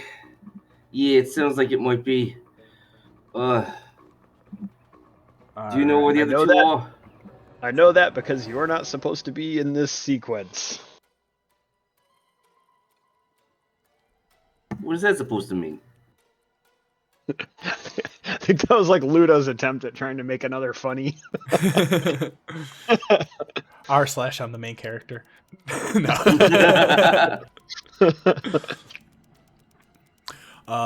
So you're both here in this dream, and you start to like, you have that like, you see like the flames, and you feel the heat washing over you. I want both no, of did I you leave the detect thoughts on? to go ahead and give me a D4 roll.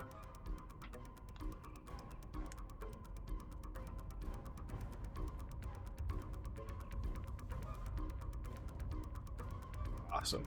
So, with that, you guys feel that time crunch, and it's like almost like you hear like that rattling of the dice, the flip of a coin, and both of you haven't appeared before you like in a soothing, calm wash of energy. Her face smooth, her hair long, flowing out, and it seems to like take up the entire of your vision and horizon. The hair flows all the way out off into the distance, seemingly forever. She's right next to you, but also the size of a mountain in the distance, but infinitely far away, and reaches out and touches both of you at the same time with like a small, like just like a caress against your cheeks. She says, "There'll be time for rest later, but now you both must wake up." And the snap, you're both able to wake wide awake 2 hours earlier than you need for a long rest.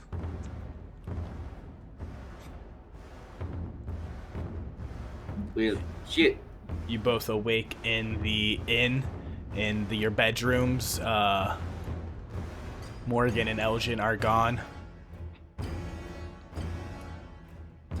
Well, shit, did I leave a note?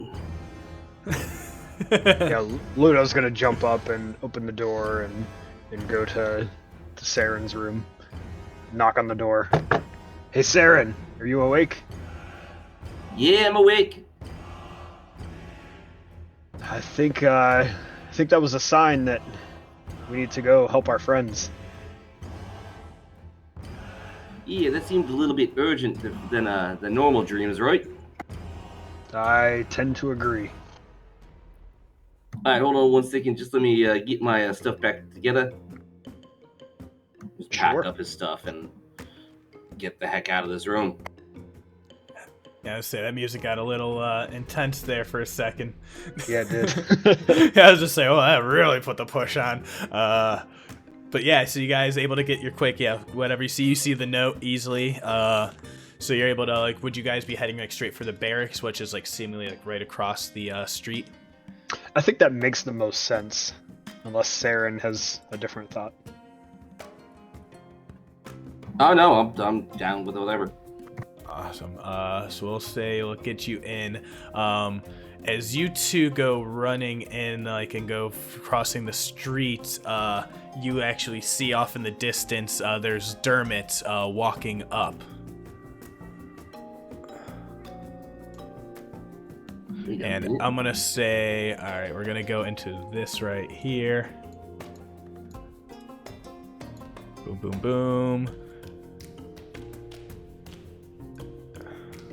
Let's move these tokens. These guys are all in like the mess hall and shit.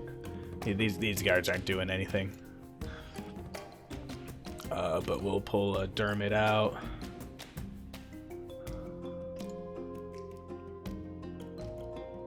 There he is. So you see him like kind of walking in. So it's like at this moment, Finn, as you see, he kind of like walks past you, doesn't see you in that disguised form.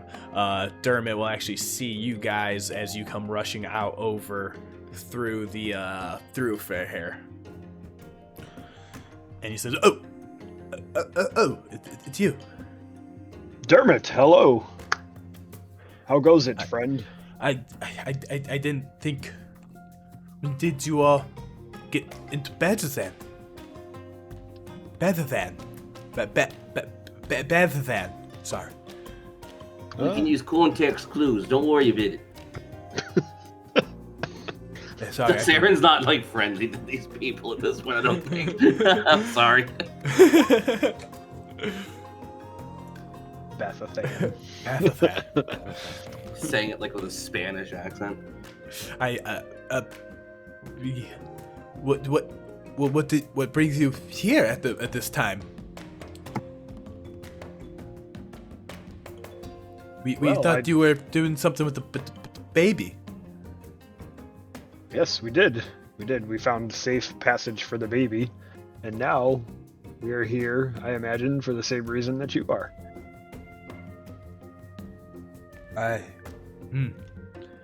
Well, you mean, do you intend to head to the Writhe? I believe that is our intention, and Ludo looks over at Saeryn. Might be. Gonna talk to the rest of the group and see what they're all doing. Uh-huh. Just rolled portents. Well, I imagine, I say both of you mark your long rests, all the features, blah, blah, blah. He says, I do imagine there's plenty of glory for you all to find there as well. You said we did get the long rest, even though Yes. we got woken up early. Okay. Yeah, a nice fun gift of Exandria, since the two people that needed to sleep were with the god Same who loves goddess. chance. Yeah, no, I don't know. That was really cute. Cool. Yes, those are some I great like it. portents.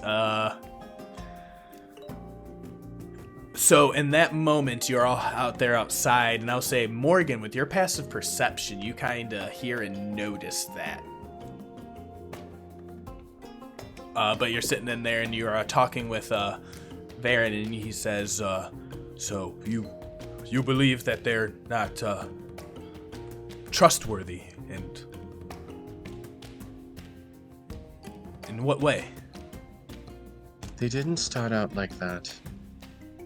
But in one of our interactions with them, something in them changed. And I don't like it. And then something changed. Call it a mother's intuition. Like a corruption of some sorts, perhaps. Perhaps something like that. Although I hardly have any proof for it, but And he says, proof. Well, the thing is, they... and he looks forward, and like Emery kind of gives like a reassuring nod, and Varen like gives a breath and says, well, they were staying out at the Hythenos estate. I've been meaning to do more investigations. I don't know if I trust that family. Tenarin Hythenos is the patriarch of the family, the current head of it. He is a mighty artificer. He has the family has provided many weapons and wonders to the Kreen dynasty throughout the War of Ashen Light and earned their name. He was the one that led the expeditions into the Rise to delve for arcane knowledge, resources. That is what led to the eventual abyssal rift that made me declare no more expeditions.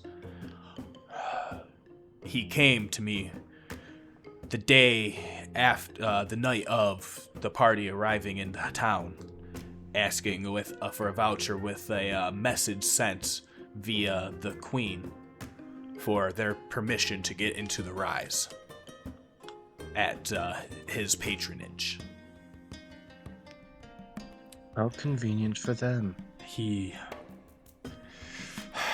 I've never trusted him. If there's not something wrong, his carelessness cost the lives of many of my men. Just the other day, we had Cobalt Soul agents go in at the big request of German Saord from Marquette, their leader. And I can't refuse all of these. I don't want anyone else to die. It's a dangerous place. But if I can find any connection, any corruption or evil doings of it's just something, yeah, like you said, it just smells.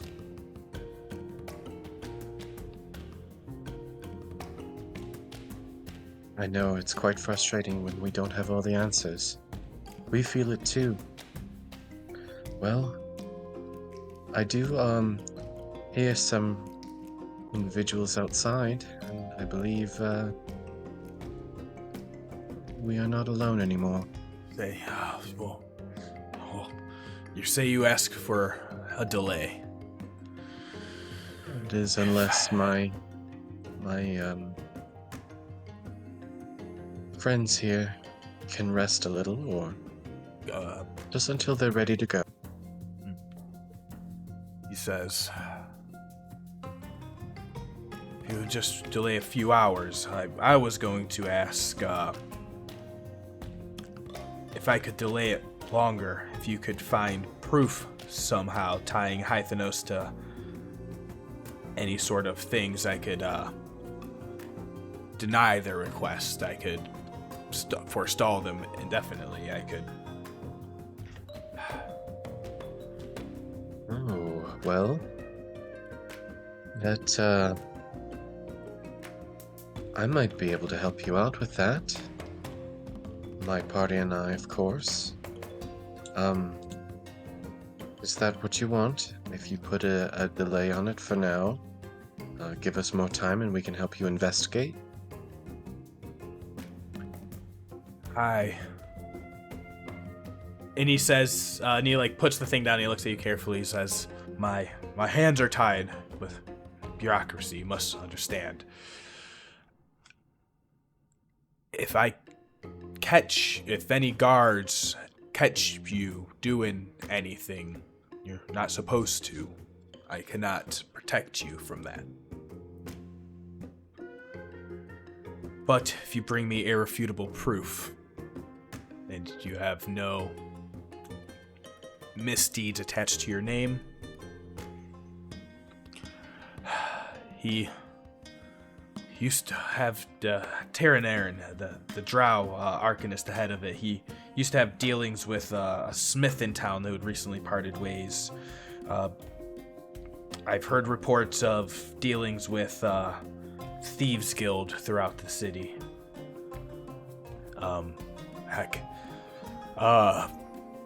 And I think at this point, Emery kind of leans in, and they say to you, Morgan, they're like, I think he can't directly ask you to break into the house.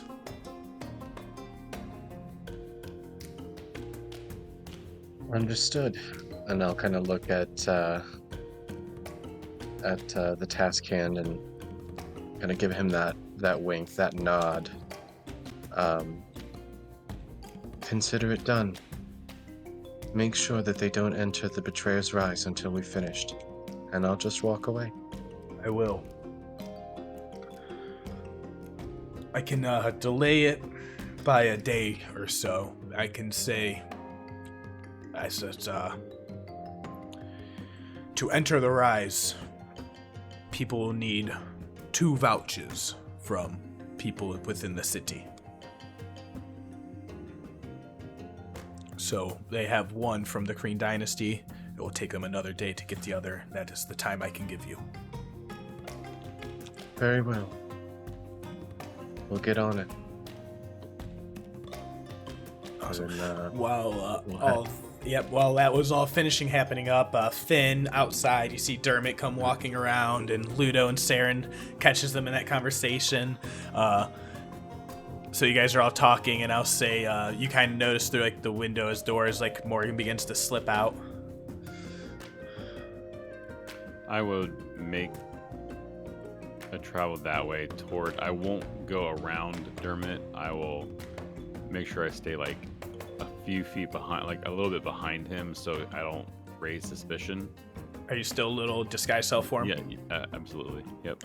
As long as it's been under an hour at this point, I would still be in disguise self. Yeah, probably only like half an hour or so. All right, cool. Yeah, I'll stay in that form at this point. Sort of like acting like just sort of playing, like drawing in the with a stick, just drawing in the dirt, just sort of keeping an eye out. And so yeah, see, Dermot says, "Well, you all look well, uninjured. Were you here for the attack the other day?" He says that to Ludo and Saeryn. Yes, we were. Oh no. Well, we thank God none of you were injured. We mostly made it out okay. Mostly. Yeah, go ahead and make an insight check.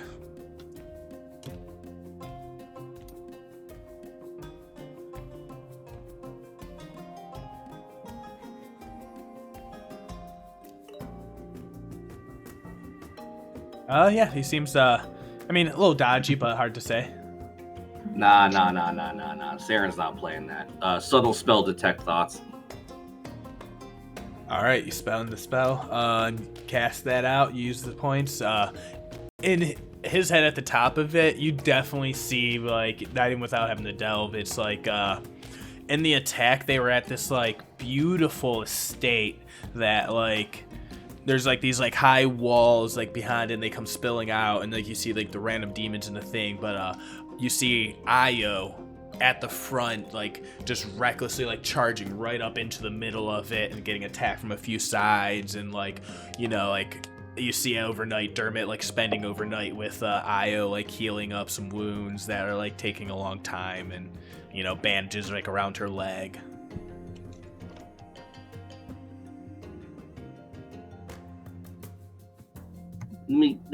Mostly made it out okay.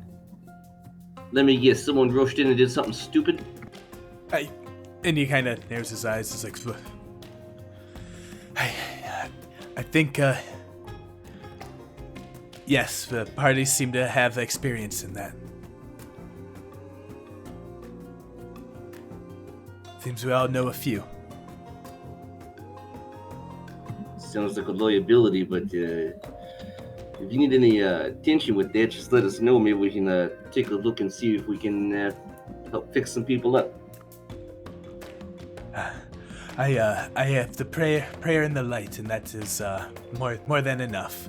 And at this point, I see Morgen, you slip out, and during all of this, like you've kind of heard that as you've been walking up.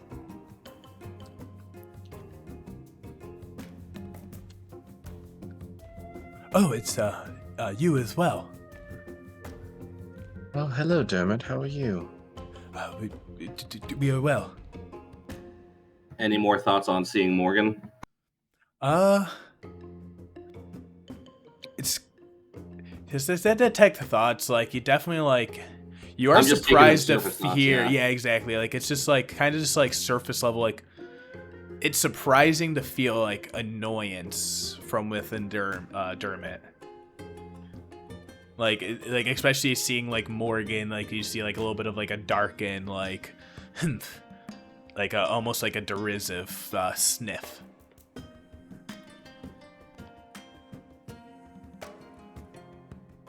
Well, What brings you here? What was your business with the task hand this morning? I spoke with the task hand in the company of a cleric named Emery. A cleric? Yes, we dispatched a being in the middle of the night. A Sorrowsworn, are you familiar? A Sorrowsworn, huh? Let's see his religion. Yes, I have heard familiar. I hear the light of the Luxon is the best way to scourge out that that type of negative emotions.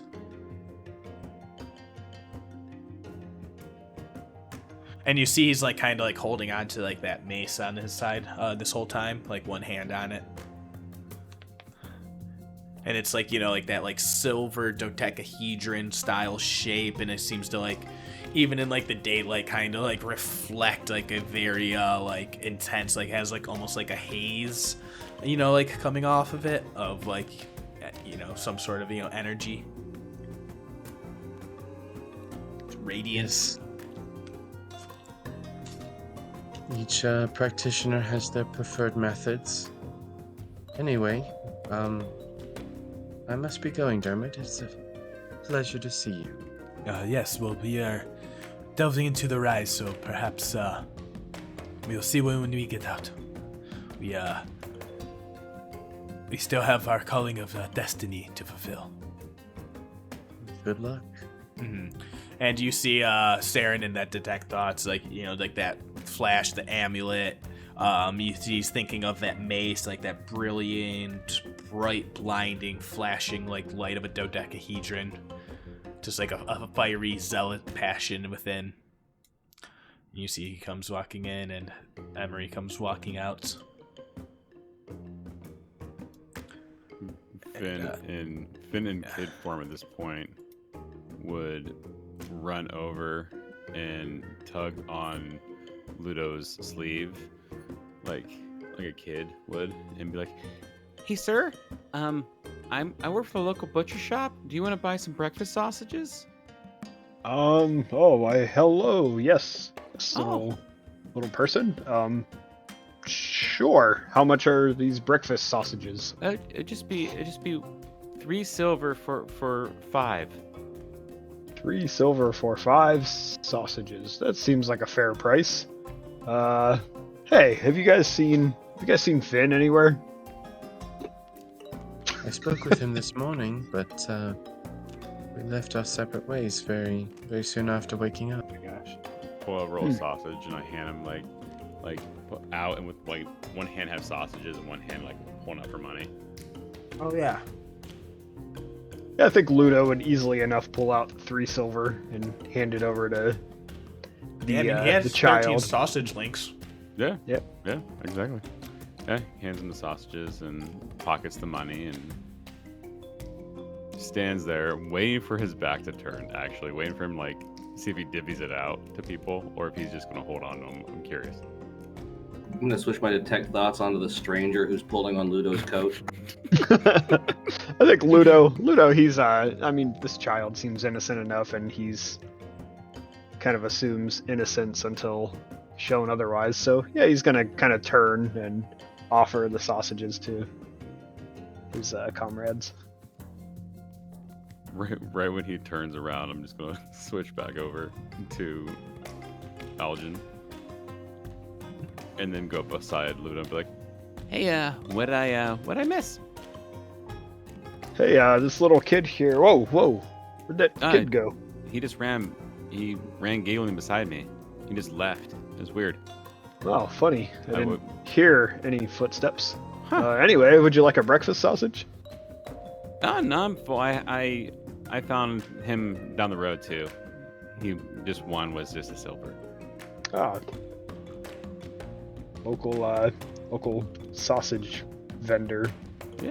Yeah. I didn't catch his name. Did you catch his name? I did not. No. Yeah, see. Seemed like a good kid, though. However much of that you want to see, Saeryn. What was that? Say it one more time? However much of that you want to see.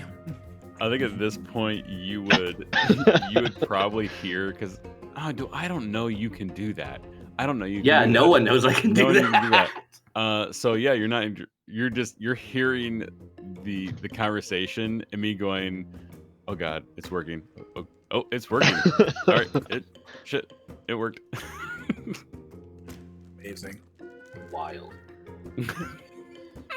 Switching targets over to Emery then. At this point, you all hear from inside just a shout of like, "What?" It's best if we get a move on. Sounds good to me. What happened? Oh, let's go. I wonder where the rest of Dermot's party happened to be. Well, I can tell you they're not going into the Betrayer's Rise anytime soon, but I may have signed us up for an extra little mission. I hope you're All up right. for it. I feel like we're Sure. getting a lot of jobs these days. What do we have to kill this time? And No some killing, gear it's ammo. infiltration. Are we good at that? Have we done this? I don't know actually, but we can try. Let's walk and talk. Let's walk and talk. Alright. Stop. Yeah. All right. So which one of us can like detect, traps and like open doors? Probably I could- me. Oh, I could kick a door. Probably. I love the confidence. It's not something I'm okay at it. It's not something I focus on. Oh, okay. But yeah, if you need a door unlocked, then I can probably unlock it. Well, I think I can maybe get us through if we need to get like into somewhere. I don't know if I can do that. I haven't really tried to send people through things yet. So what is this job, and why do we need to know how to open doors? The task hand suspects some wrongdoings in the den of the Hythenos house, and they are one of the supporters of the rival team we have here. Oh, sorry for the horn honking. But the task hand wants to know if we can bring him irrefutable proof of any kind of corruptions or dealing with a thieves guild here in the city. They could potentially delay the rival party's excursion into the Betrayer's Rise indefinitely if we find something severe enough.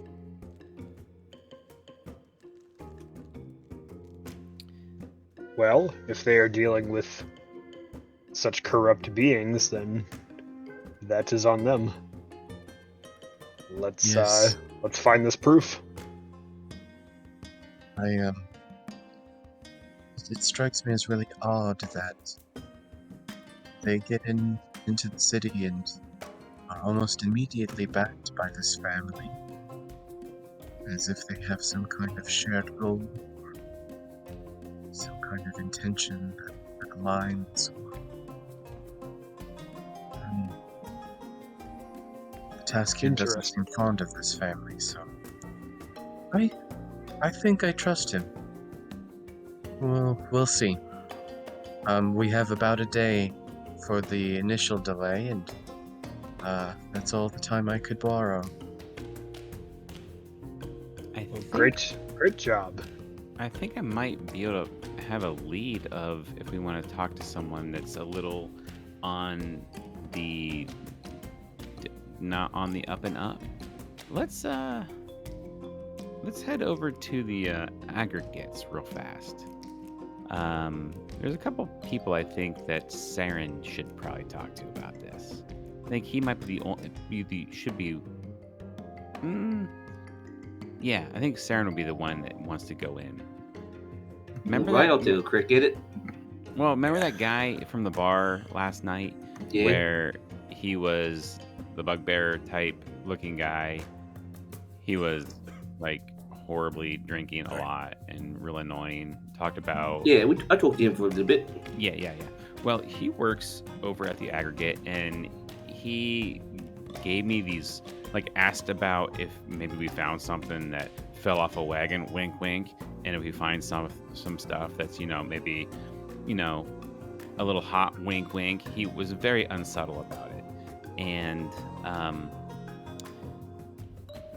he kind of picked up that maybe you were the same, that maybe you had like some stuff that was maybe they had to move quickly, again, he would like wink at that one. So maybe that's a place to start and see if they have any connections with this house, this family.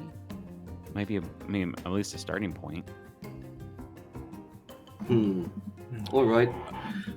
Yeah, I can talk to the guy, but I mean, I think I might also just be handy to go check out the house. Yeah, we could do that too. So get back real fast. Saeryn, you had said you wanted to throw that detect thoughts on Emery while you guys were doing the walk away. I imagine you guys did like a little loop around, not to be like taking that direct path back, avoiding, the path that Dermot had come from. Or did you guys like go that way directly?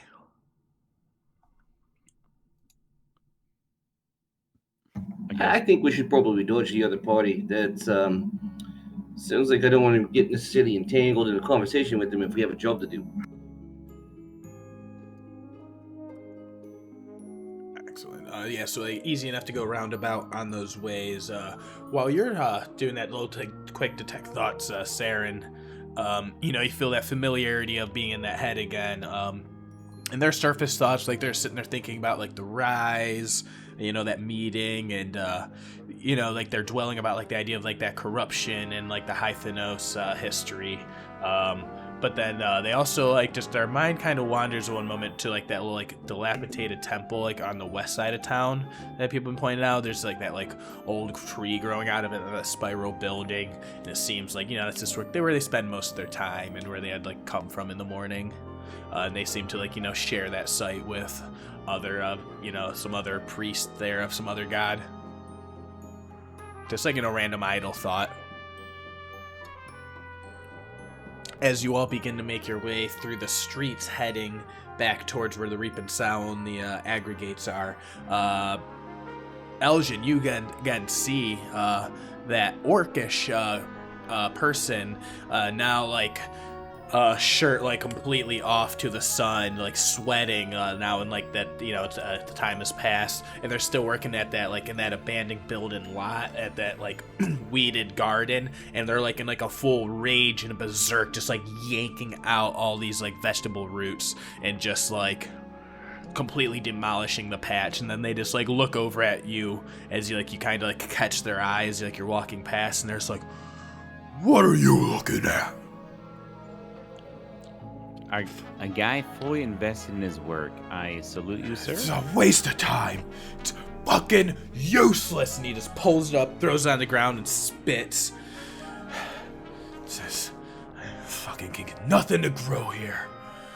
I mean, not unless you have druid magic like the rich Heidi's on the hill.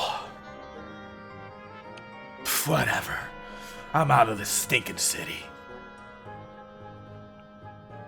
What was this place that looks run down and abandoned and has nothing growing in front of it? Like you asked I'm that? asking him, yeah. I was like, it's just a old abandoned lot of the city. It's just somewhere I've tried to grow. Just make something, eat food, sell, make a living, provide.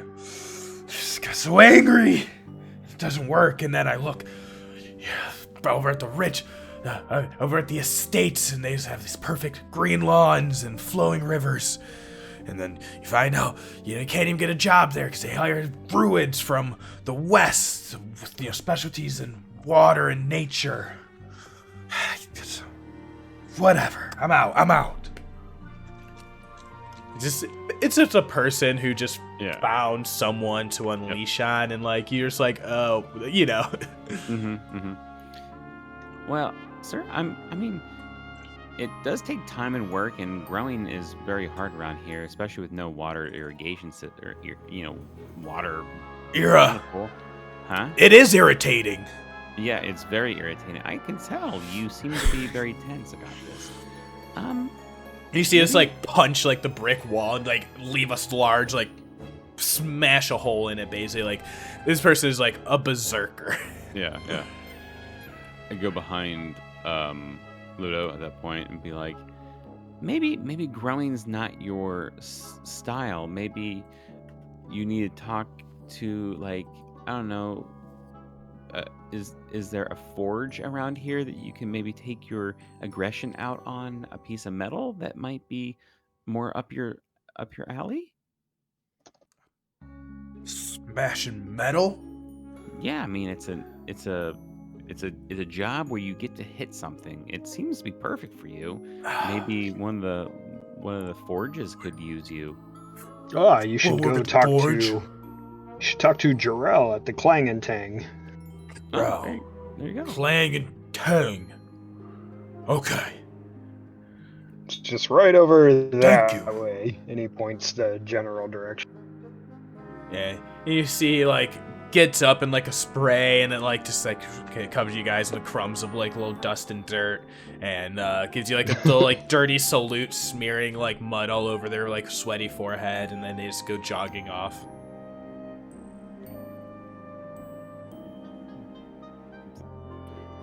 Do you know Jarrell at the Clang and Tang there, Ludo, or is it just you just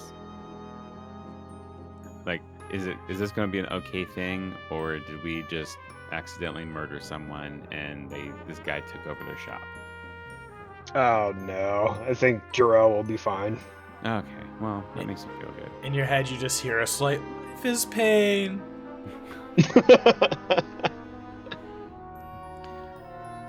You finish making your guys' way over to the corner of the Reap and Sow and the I'll say Ludo. There's a bunch of those sausages that look very suspiciously similar hanging in the shop window to the ones you bought from that random merchant kid.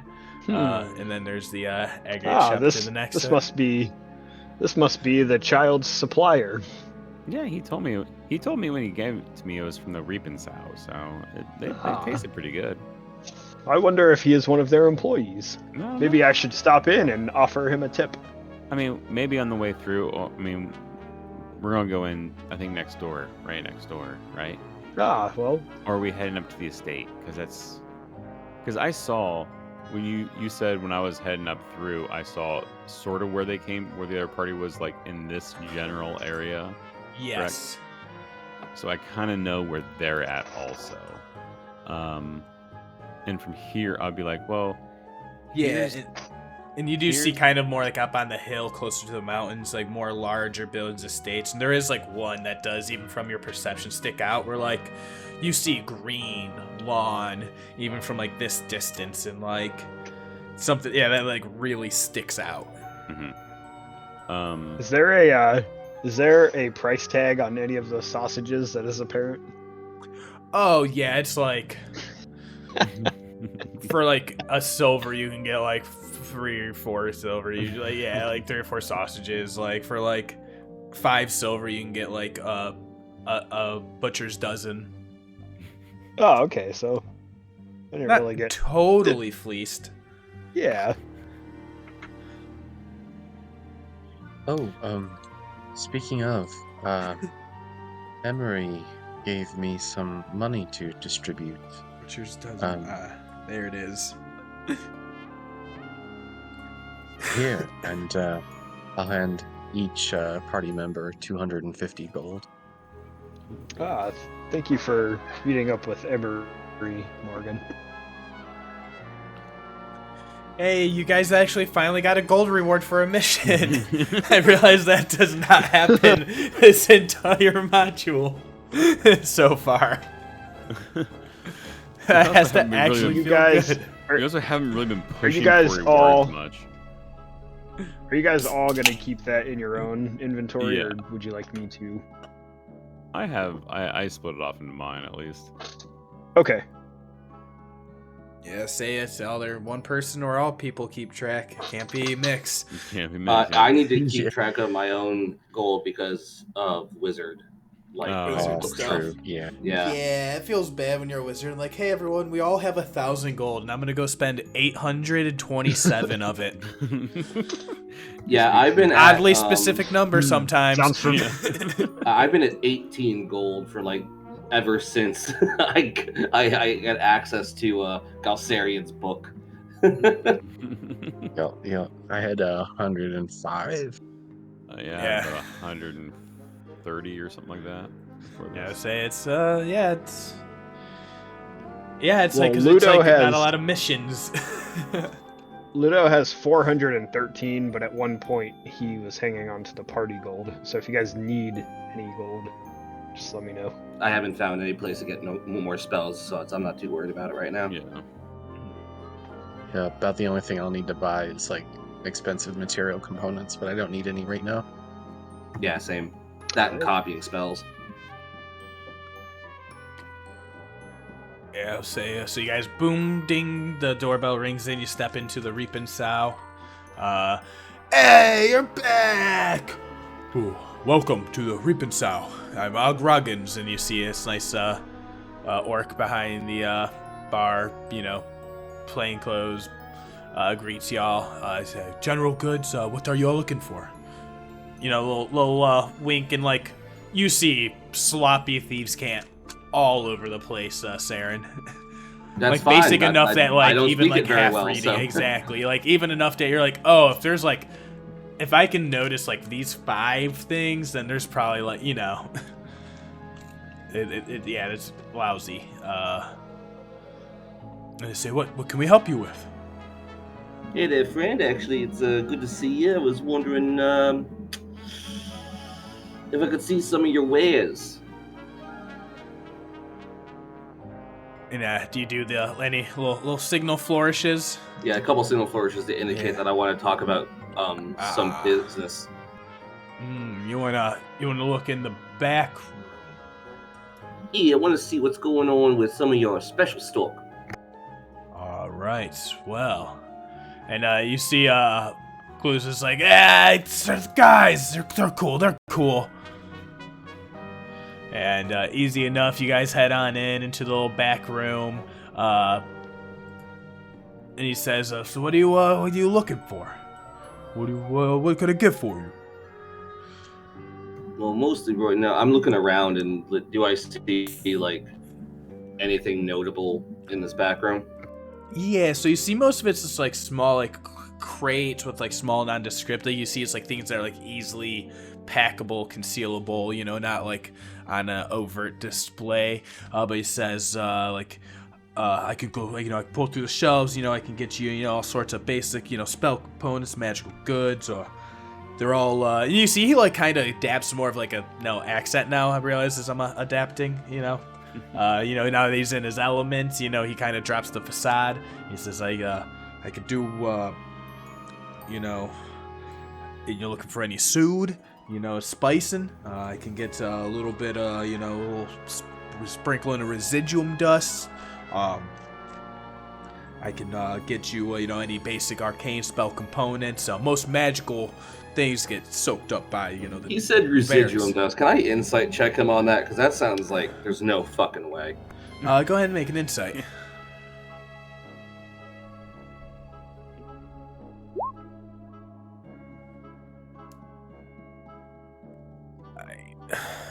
Well, let's see. Okay. It seems actually like you may actually, like seem pretty well connected. Not like immediate, like probably a little stepped on, this far out. But seems to have like some deal in goods. And he says, if you're looking for +1s, those are gonna be a little bit more costly. Like actual, like fully enchanted magical items are, more obvious, and we have to keep them down the down low, so you can't really flaunt them out and about. Yeah, that makes sense. How about this? How about just for like a real quick mundane thing? Let's say that I'm a dum-dum. I'm a big dum-dum. Let's say that I had all these gold coins, and I put them in a chest. I lost the key to the chest. Do you have anything that might help me with that? Getting a chest open. I legitimately, I at some point lost thieves' tools, and I'm gonna need those. Oh yeah, he's like, oh, I could take tools. Okay, yeah. Currently, I have see, a crowbar, and I don't think that's gonna be nearly as Yeah. good. So 100% he could do thieves' tools at cost, whatever they would be in an inventory. I think were they 25 or 50? I'll find out in a second. Yeah, I would say double check on the thing. You could easily put them down at cost. Especially like tools of the trade will go thing. He says, if you also, I can get you a spell that, you know, could be used for opening of things that are locked. You know, it's not the most stealthy or discreet. Can I borrow like 7 gold from somebody? Yeah, I can float you 7. That's no problem. All right. If someone gives me 7 gold, I'll have 25 gold pieces for the thieves' tools. Awesome. Yeah, so he gives you, yep, easy enough. But you also have that 250. Oh, yeah. Okay, I'll add that. Yeah. Never mind. Completely forgot to add that to my inventory. Yeah, I thought it was like oh, maybe he needs to get like spell components and like Yeah, he's just a little I was short. thinking the same thing. But yeah, so yeah, you have a fresh 250 added from the thing you all got. We're able to split. In that case, I will not borrow gold. I will just pay 25 gold for thieves' tools. So he says, "Yeah, I'm able to get you that. You know, you're looking for any potions? There's a couple. I'll be honest, we don't really know what they do. It's kind of a random grab bag of a few potions here.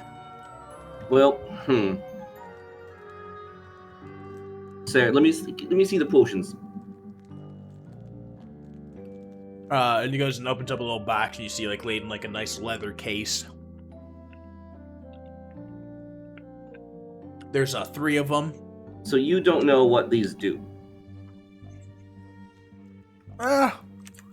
These ones are a little bit more wild, undiscernible. We've already tried identification magic. Okay, I was about to offer identifying them for like money. Got me there. Okay, Yeah, these so are it's more of seem to be a little more like wild. How about some spell scrolls? You got any spell scrolls? Any good ones for, you know, non-detection, of course. You know, any get the invisibility. We got your classic knock.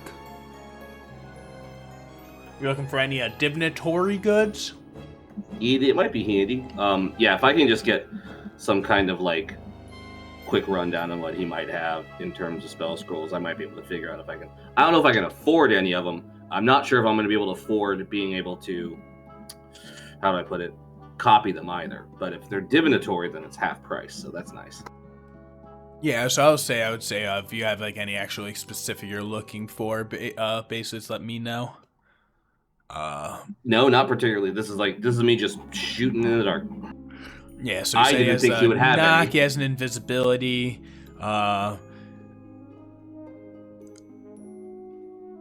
He says I have a detect magic. You know, those are always good for you know, things. And You say do you have the something to make like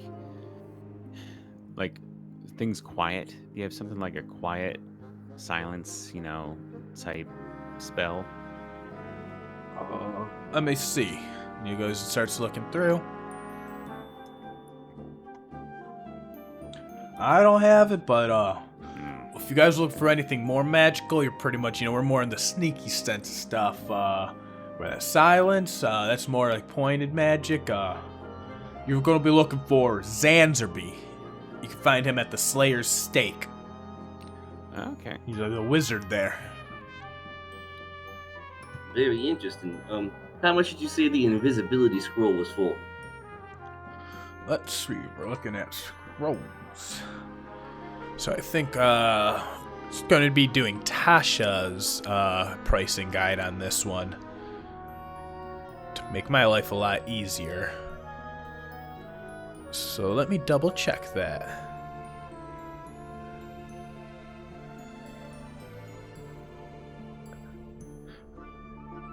So what spell were you looking at?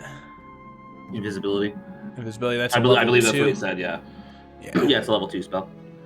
Nice. Let's see, does Tasha's give pricing on scrolls? Or is that just creating them? Maybe just for creating. Always use. Does he have Scroll, another scroll. set of thieves' tools too, or just the? Yeah, you can buy a set of thieves' tools as Okay, well. perfect. Sorry. How about some utensil? What utensils? Like cooking, Oh yeah. Oh, well, Chef's you tools. can do pots that in and the pans, general. that kind of We could do that in the stuff. general. So Yeah, chef's yeah, tools. so- All right, I just realized we need to do more of this shop. No, this one. This is the shopping music right here. Yeah, no kidding. Yeah, so we'll go level 2 spell scrolls. I'm just gonna look at our sane magical pricing. Yeah, I was gonna do that same thing. It's forms being funny though on my computer. I got it. Spell scroll 2. We'll call it you just notice he has a little bit of a markup. We'll say it's 150 gold for the level 2 spell scroll. And that can get you 1 or 2 spells worth of copy materials. Or a few.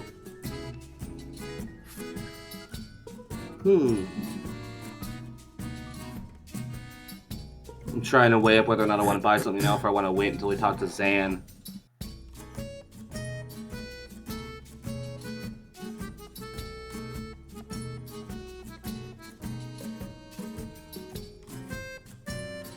Actually, I am gonna buy from this guy. I'm gonna buy the invisibility spell scroll and the copy components. Awesome. Yeah, It's go gonna ahead. take me like a while to actually do the copying, so I don't think I'm gonna be able to do it right now. Gotcha. See, that was 150. Yeah, 150 for the scroll, and then however much materials. It says cooking equipment. Yeah, however much those would cost in your inventory in DMD's Beyond.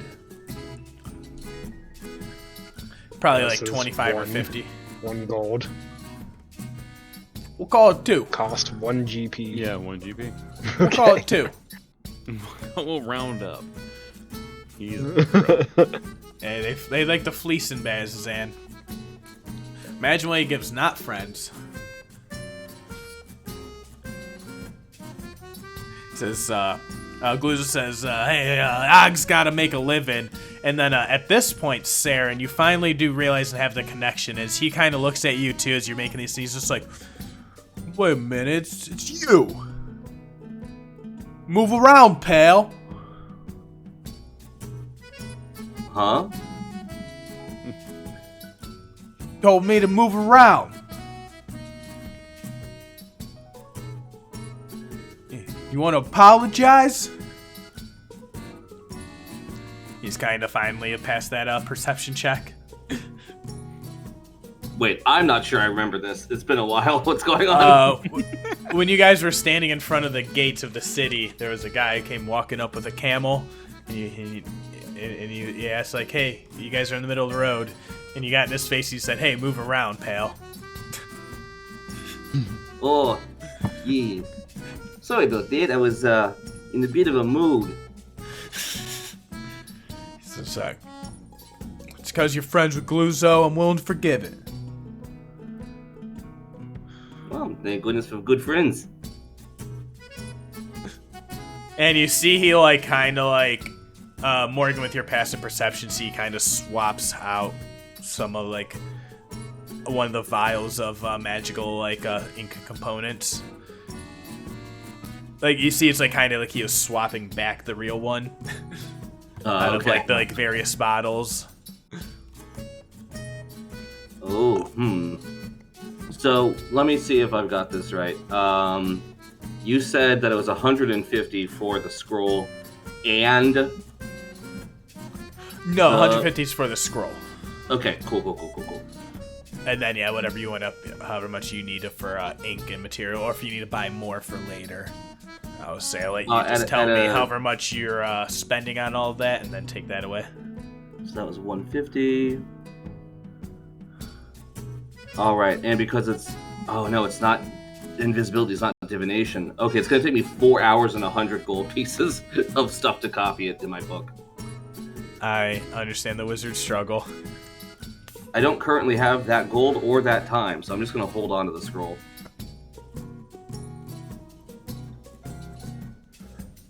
All right. So yeah, here's your cooking tools, your thieves' tools. Anyone need anything else? You guys got any hot goods you're looking to sell, or coming into anything good? Any jobs coming up? You need any assistance with?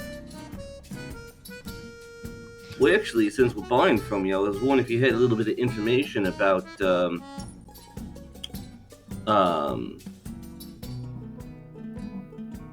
particular family in town. We just got a little bit of a birdie in my ear asking me to check up on something. Nothing very interesting or intense. Just a little bit of a little sneaky peeky on this. I forgot the name of the family. What was it? Hythenos. You ever heard of a family called the Hythenos family? Oh, and they give out one of those like this nice appreciative whistle, oh, you're the Hythenos. Yeah, I'm guessing that they're probably. I look around some of the boxes. They might be involved in some of these boxes in here, man. You mean, it's sometimes don't want to bite the hand that thieves, the hand that feeds. No, I don't. The thing about biting the hand that feeds is you still get to eat, right? No, it depends on how long the food, the bacon keeps rolling. Well, what's I hear what you're putting down. What you need up there? Just curious about what they're doing in this town. If they have anything currently ongoing, maybe I ask them for a job or something. Deep pockets, a lot of history and power on the higher up. A lot of people pissed off at them in the town, but seem untouchable. I don't really send my boys up there anymore. It's just too many. I know they got a few guards that patrol the walls throughout the night. You're not really taking any jobs from them then, right now? They're kind of more closed off, and they only look for more interesting things. They're more of a ingoing customer relation. Not sure I follow. Ingoing? They only, if we get something nice, they want to buy it. They look at it. They collect rarities. Richies in their collections. I get you. So usually you'd have to have something that they want, and then they come to find you, eh? Yeah. Okay, that makes sense.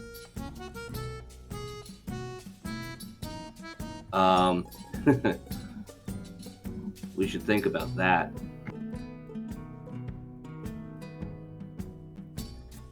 If you need any information about the layouts, rotations of guards, I can point you in the direction of, some of their people. I hear they have a new gardener. Take a look at that. I think I heard something about this gardener. Druid, right? That's what we hear. Some, one of those, Shari or some whatever from the west. Mm. Hey, Aljin. How do you feel about that? I'm going back. At that moment, I'm rolled back behind, looking around at things, and Roni started talking with the gardener. I picked up on it. I'm starting to move over toward Ludo, and when he said the Ashari, I moved behind Ludo, making sure I break eye contact, in the most inconspicuous way possible. Which, give me 1 second. Yeah, if you'll make a nice good roll for me. We'll see how inconspicuous it possibly is. Yeah, 7. So, the most obvious 7 you possibly can think of. of me just like sort It's of a like strong 7. As I'm looking like through things, I'm just like making my way back over to Ludo and like rolled behind him, trying to Can I not look like that. I'm gonna insight my 7. I think Ludo. well. I mean, well, passive. Not insight. Yeah. Not insight your stealth, but just like insight, like why you would be trying to go behind me. I think Ludo kind of notices this pattern of whenever Finn is, starting to get into a sticky situation or at least in an uncomfortable situation, he tends to go behind Ludo. So maybe just like insight him and. Maybe if he kind of understands, maybe assist with the stealth and kind of like try to like step in front and hide him a little you bit. make it, like an easier way. Like you step in front to hide the motion, so like no one else fails. Yeah. Like the tech clocks it, or they just kind of notice a shuffling of people and moving. But yeah, some Ashari guy. He says.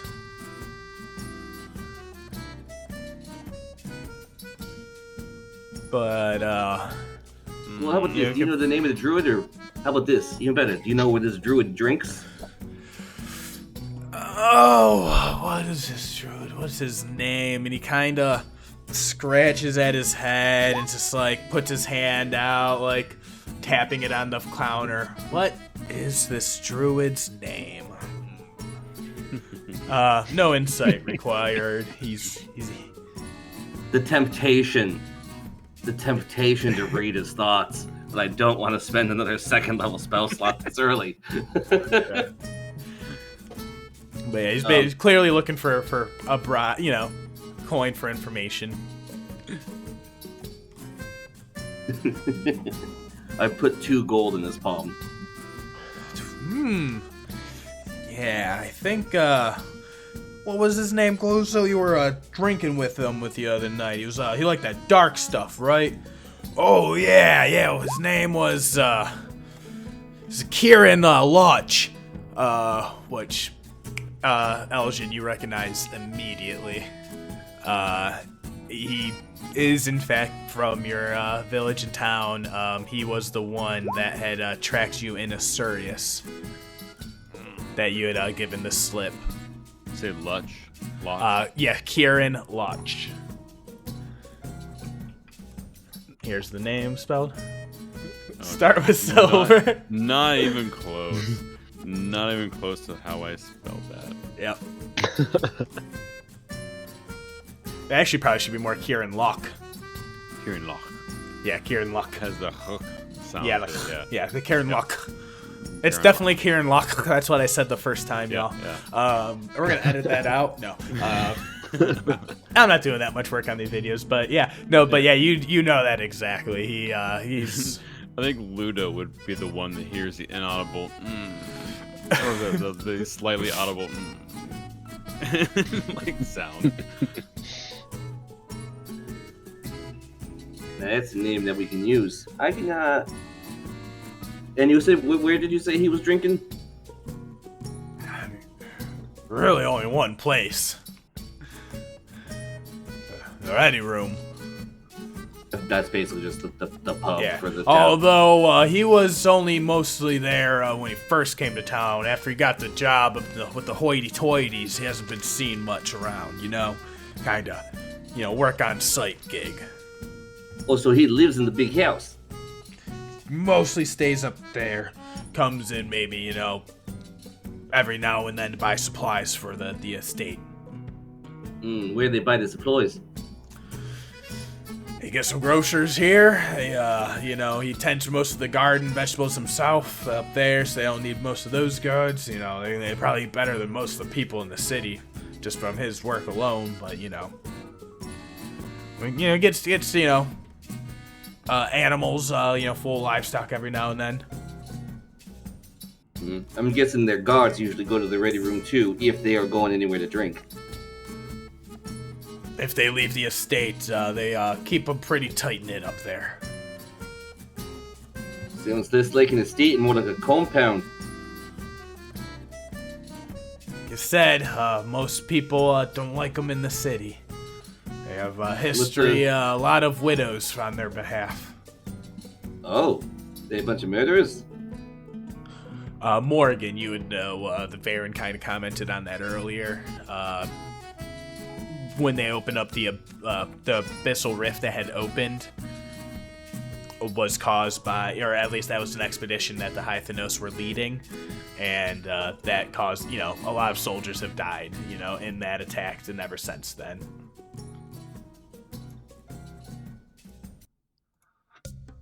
Does that get explained to Saeryn?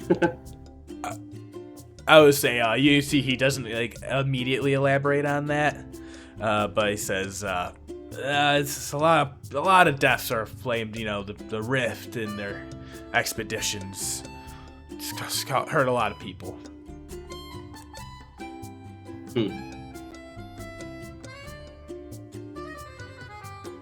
So there's a deeply unpopular family living in an estate. They like to collect rare artifacts, and nobody likes them.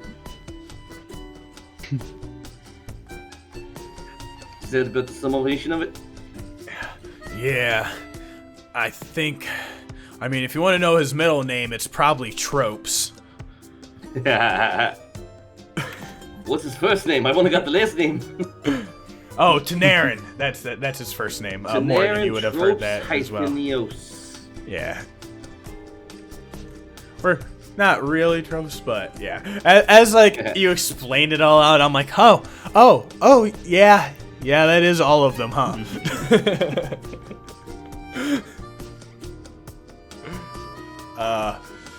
He says, yeah, they're...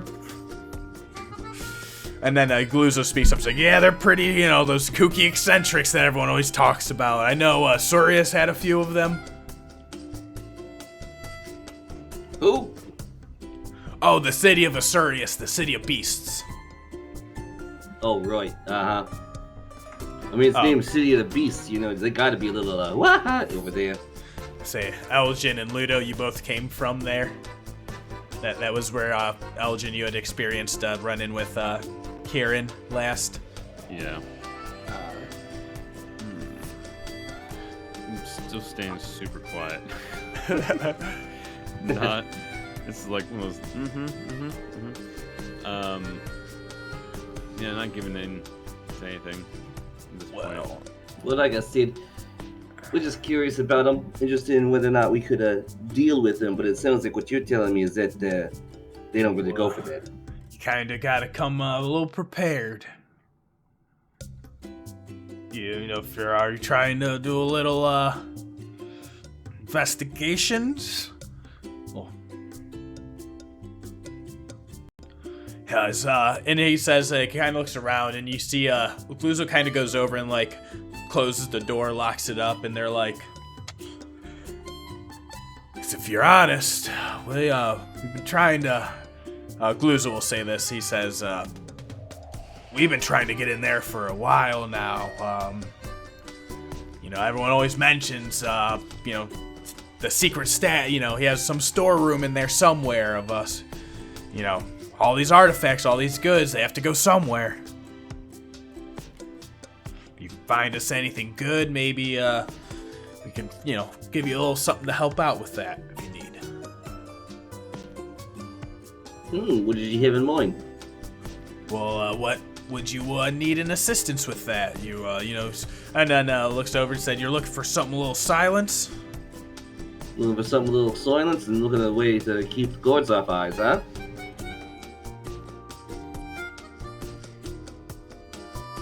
Say what? He says, we have a scroll here for a spell.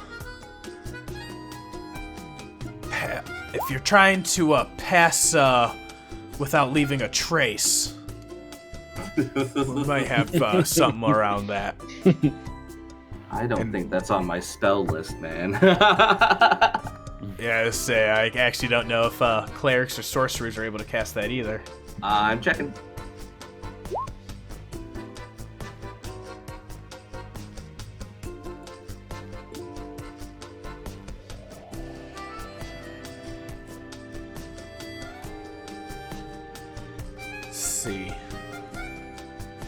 Come on, passes that trace. Come on, load. Yes, yeah. know, Let me same look thing. up. Trickery domain. Druid, Ranger, Trickery Domain, and Circle of Land. No. No, that makes sense. Well, that can't work. I know I mentioned Exandria. She usually has stuff more in the silence, those types of categories. You know, if you need and he says, and he slides over a knock spell. And he says, you find anything good in there? Any relics? Bring it back. Or we'll see, and we'll come find you. Did that sound like a threat? Half one. There you go. I like that. Here for threat, eh? I liked it. Is he giving me a spell scroll for knock? Yes, he's giving you a spell scroll of knock. What you do Okay. realize, not really stealthy. No, Looking I at- also already have knock. So but he do doesn't I. need to know that. So that's what I'm like. Aljin be looking at you, shaking his head, like. Hence why he's looking for silence. But pair those together. That's why I was trying to find silence, Yeah. which doesn't do it exactly what I want, but yeah. Alright, well. I'll say if you need any other sneaky tools, anything, you know, just let us know. Okay, have you gotten any sausage from next door? Nah, Oh yeah, I bought some from their wonders. It's a pretty good campaign they have going on there. Oh no, we don't have they don't have a little kid. I mean, we're all the same people. There's no kid that works for us. Who are you talking about? Oh yeah, there's a little kid about yay high. Sold me a few sausages, about 3 silver. And you see Gluzo kind of Not a like bad cracks their deal. knuckles and like steps towards like, tell me what they look like in good detail. I'll keep an eye out for them. I'll recommend them for a good job. Oh yeah, he Ludo Yeah, just easy The description. naive Yeah. paladin. describes the kid. Yep. Yeah, he looked like this. Yeah, he was a great kid. Yeah. Yep. And Elgin's. Total I hope you didn't entrepreneur copy that status. after a person you had seen in the city or not. No. I remember seeing the orc, like the guy that was pulling up the weeds, and then I thought humans aren't around here much. It'll be just an orc, and that's just why I picked an orc, just a kid. It was a random nondescript. There was no one I saw that was like that. I'm gonna tell you right Beautiful. now. Yeah. So was you just don't have any a guilt kid, of like, oh like no. a kid version of Maybe of a that kid big version orc. of that big dude. Yeah. All right. Hopefully he doesn't have any children. Yeah, let's hope. All right. So you guys are Oh, easy able to wrap up on all of that. Is there anything else needed at shop? General goods. I mean, we might still want to go talk to Exandria, Yeah, I was thinking too, because I was pointed that way also. but it sounds like this is all leading up to a confrontation at the Hythany house. Yeah. All right. So you guys wanted to head over to the little hunting guild, the Slayer's Stake. It was called for Exandria. Yeah, did we hear where it was? They're able to give you general directions. Okay. It's over on like a different side of town. We'll get a point mark. Got that. We don't have any. Won't do any tokens on here for y'all yet. But here is the. It's just like a little building in like the rough deserty terrain. They seem to have like a little bit more of like an outposty type setting. It seems to be like more off on the edge of the town, closer to the gates. But yeah, nice, beautiful wooden decorations, all sorts of pelts and stuff like that. They have their own like little mini bar that serves at the thing, but it's not like a bar that's flowing. It's just like more of like people come and celebrate. But you do see there is it's like little like orcish old lady, or actually no, like a half orc, half goblin. So she's like more like a very shriveled, small frame, extra so because like being just old, and they just come up and say, "I am Zanjabi. Welcome Hey. to the Slayer's Steak." Thank you. I was told to come here and talk to you if I was looking for any kind of, how you call it, magical instrumentation and accessories. Ah, you practice the arcane. I'm known to dabble. Come. Are you looking for any, grave dirt, bones, anything of the reanimation type? And now you look over and you see like all sorts of like more like necromantic Oh type. god, I'm talking to a necromancer. God in heaven. Ludo just kind of like shivers, like, oh. Yeah, Morgan's probably not super Yeah. pumped about this either. Yeah. No, not at all. Actually, I was hoping to find, do you have like a collection of spell scrolls or anything like that I could maybe copy from? Ah, yes. We have all sorts of rudimentary, basic level spells, and all sorts of things. What are you looking for? Well, my friend over here, he's got a big snoring problem, and we have to usually share the same rooms.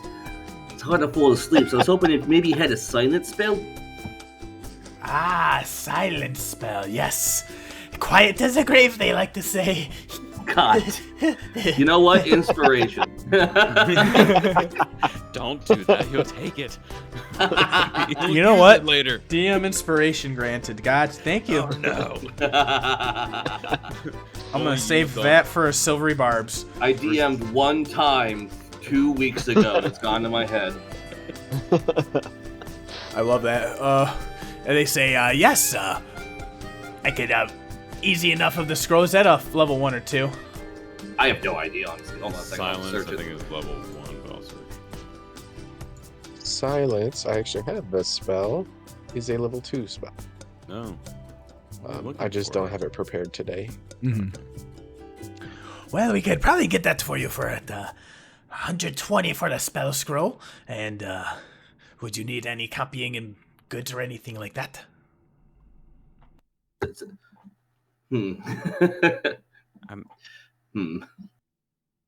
I'll Someone spot me 30 gold. I'll buy a spell. I mean, it's kind of what I was looking for also. I mean, if you can prepare it differently than I can, but I'll buy the spell. I'll buy a scroll. How much was the scroll you said? It was 120. I'll buy the spell. I'll buy the scroll because that was sort of my thought also. So I'll at least get that part of it. I will say, are you all ever looking for any jobs, extra gold? Oh, yes. You have something in mind? Yes. If you see, we have a little board over here at the front of the shop, and you see, as you came in, there's like a little bounty board that they post up little things. Up there seems to be someone already out on the job, not to return. We sent out hunting for mammoth pelts. Bring back the meat, the tusks, the ivory, the pelts. We can give you a good amount of money per. Let's see. And he says, what was that again? And then you see a Minotaur shout out from over on the other side. And they say,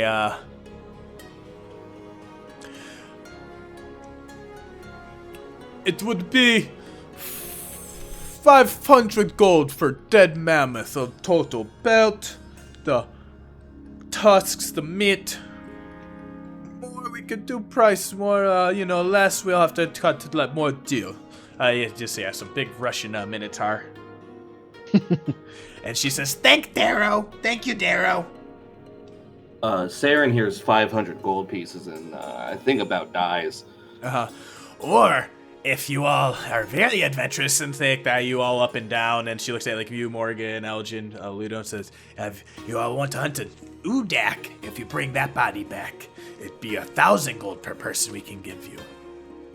Ooh. Or if you ever want to find a rock's egg, we always are looking for those. Does Saeryn know what any of these things are other than... I'm guessing I know what a mammoth is, but... Yeah, so an Udak was like a large, crazy monster beast that like you guys like saw the corpse of when you were traveling the wastes. That very like first scene you came across. Oh, the one we found, like, the blade? That dagger, yeah. The thing that killed, like, 12 A lot people? of people, yeah. Oh, let's do that one.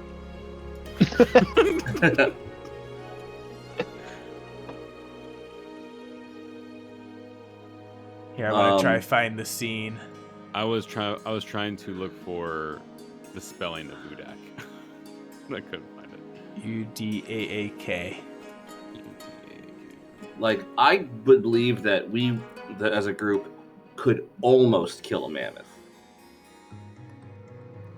So I'll say here is... Just to give you guys a flashback, when they say Udak, here's the scene as it was with everyone. So that large giant monster. Oh, with the 4 hands? Yeah. Yeah. With riddled with like a dozen arrows and like a lot of that's where a bunch of those dead waste walkers. That's remember they said that was like a lot of them died in that attack, and that was the beginning of their string of bad luck after having the rudest born baby. Right. Gotcha. Yeah, I remember that. That body's still there.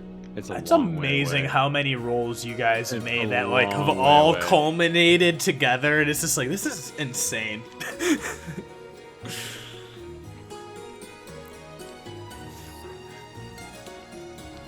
Yeah, how far away was that? Can we go just get that body? Yeah, That was Is that your? Is that that where that was like way a day out of Jigao, days. Yeah, which was like a 10-11 day journey. that thing's rotted. If only we'd known, we could have brought it with us.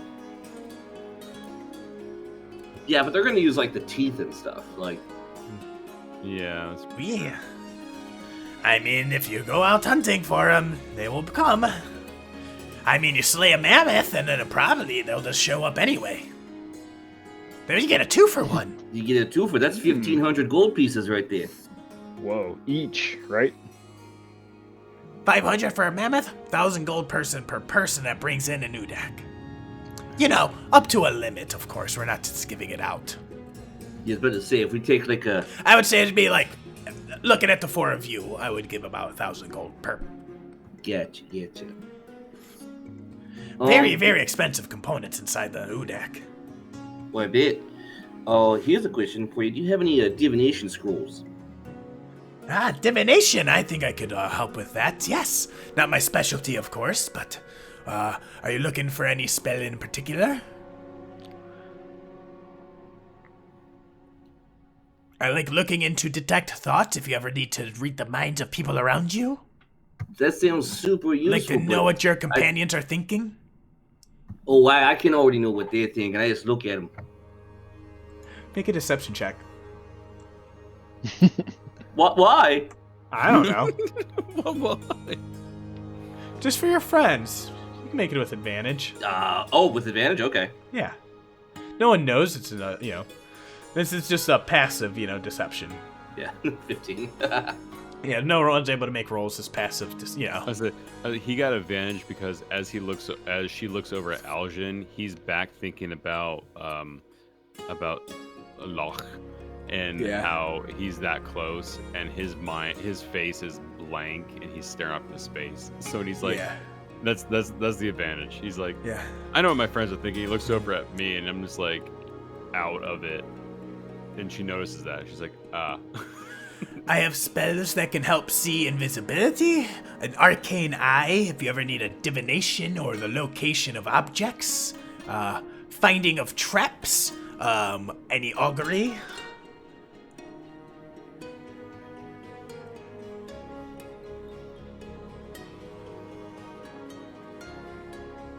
For some reason, I'm pulling up like a list of the divination spells. For some reason, it puts them out of order. Yeah, so you got like comprehend languages, detect evil good, detect magic, and it's pretty much any level 1 or 2 she can help pull up a scroll for. Any 3s and 4s would have to do a quick roll on, but... For some reason, Mind Spike is divination. I didn't know that.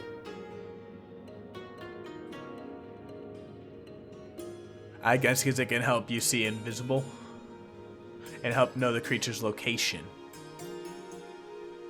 Interesting.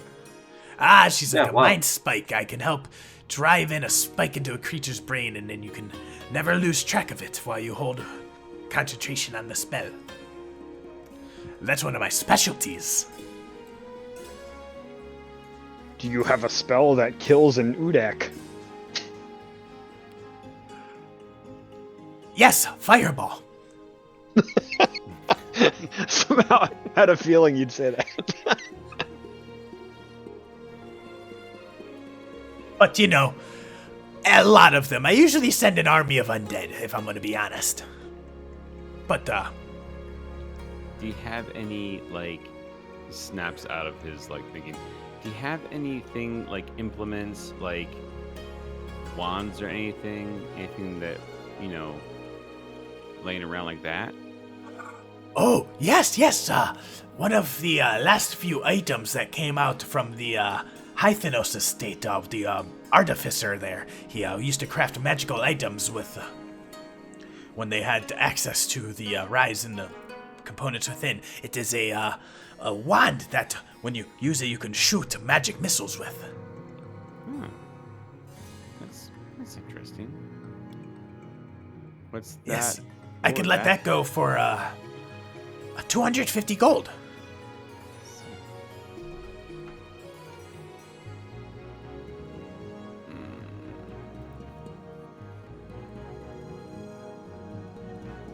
That sounds interesting. As I'm looking at the 244 GP I have right now. Yeah, I'm not sure. The thing is, I'm out of that one. We're about to spend a lot of money on a bunch of stuff that I'm not sure how much use we're going to get out of it at this. And also, I'm not sure what kind of timeline. Saeryn will turn to Morgen. Hey, Morgen, you talked to the guy this morning. What kind of timeline are we looking at for our job here? He said he could give us 1 day's delay, so I Sounds like imagine, yes, probably gonna have to get it done today then. done tonight, and report back in the morning, I suppose. Yeah. Doesn't give us a lot of time. I know. When I was preparing spells this morning, I was expecting to go into the Betrayer's Rise, so a stealth mission is not exactly what I'm prepared for at the moment. All right. But We'll talk outside about. I think I have a plan for how we can get some time to prepare some new stuff. But right now, let's extricate ourselves from this situation. It doesn't sound like we're going to have time to go hunting the mammoth. Unless there's one nearby. I don't have locate creature. I don't have 4th level spells now that I think about it. Well, is there anything else I could do for you? Actually, just glad to know you're here. We'll have to come back, and good to know about that jobs board, actually. I think I might take a look at that before I leave, if that's all right with you. Oh, of course. We are always looking for adventurers and fresh and, anything fun and unique to go hunt. Bring back. We could cook it up and use it for, poison spell components. Or were you curious about the history of the place? Maybe later. I would love to get a little tour sometime. Right now, we just need to get on with. We got to go talk to some people about a job. And she starts going off in a little monologue, almost like a Golden Girls old lady style. She's like, Nice. It was Bezazan, 736 post-divergence. The city was run over by vampire overlords, and they needed a clan of adventurers to come into the night and take back the city for the people who needed the light again. Bye. I had to like physically back up from the microphone. It's that cutscene in Majora's Mask when you need to skip to the night of or to the second day and you just go listen to the old lady in the wheelchair, which is a fun actually speedrunner strat if you're ever curious. Been playing a lot of Hogwarts Legacy, and there's a lot of like, yes, I want to know why you became a teacher. Skip. Like, I know I need to click these because of storyline. Skip. I don't care. I would like to take a quick look at the bounty board and see if there's anything on it other than hunting mammoths and hunting udaks. Yeah, you saw that there was one that's just a request looking for rock egg. How much does that one pay? That one says a smooth 5,000 gold. Man. I don't know where we're gonna find a rock egg. See, this is the other thing. This is not a party of hunters. Yeah. Does it have the guild's name above it? The Slayer's Stake, yes. Is it steak? Is it? It's ST. Okay. EAK, but it looks like those letters, like the EAK, have looked like they've been recently replaced. Like they look fresher. So the ST is the same. Mm-hmm. So you see, it might have been used to be something like it might have used to be the old spelling, but they got moved around. Because you said it, I'm like, man, that sounds familiar, and I had to Google it, like what the actual name was. Okay, gotcha. Slayer's Take. Yep, gotcha. Or in Whitestone, there's the Slayer's Bake. Yeah, the Slayer's Bake. Yeah. When you said it, I'm like, man, that sounds horribly familiar. Got little Easter eggs. Yeah, I had to look it up though. I will say with that point though, don't necessarily need to call it a night yet. If you guys have some plans to make, some stuff to figure out. So I'm gonna say if you guys want to take if you're going to getting back wherever you guys want to head next, whatever, like any discussions, whatever you guys need to go over, or any Well, I was thinking it would probably be a good idea for us to go find this estate and then take turns kind of observing like guard routes and whatnot. And of course, while we're doing that, Saeryn could copy invisibility into his spell book, or silence. I think I can pick one.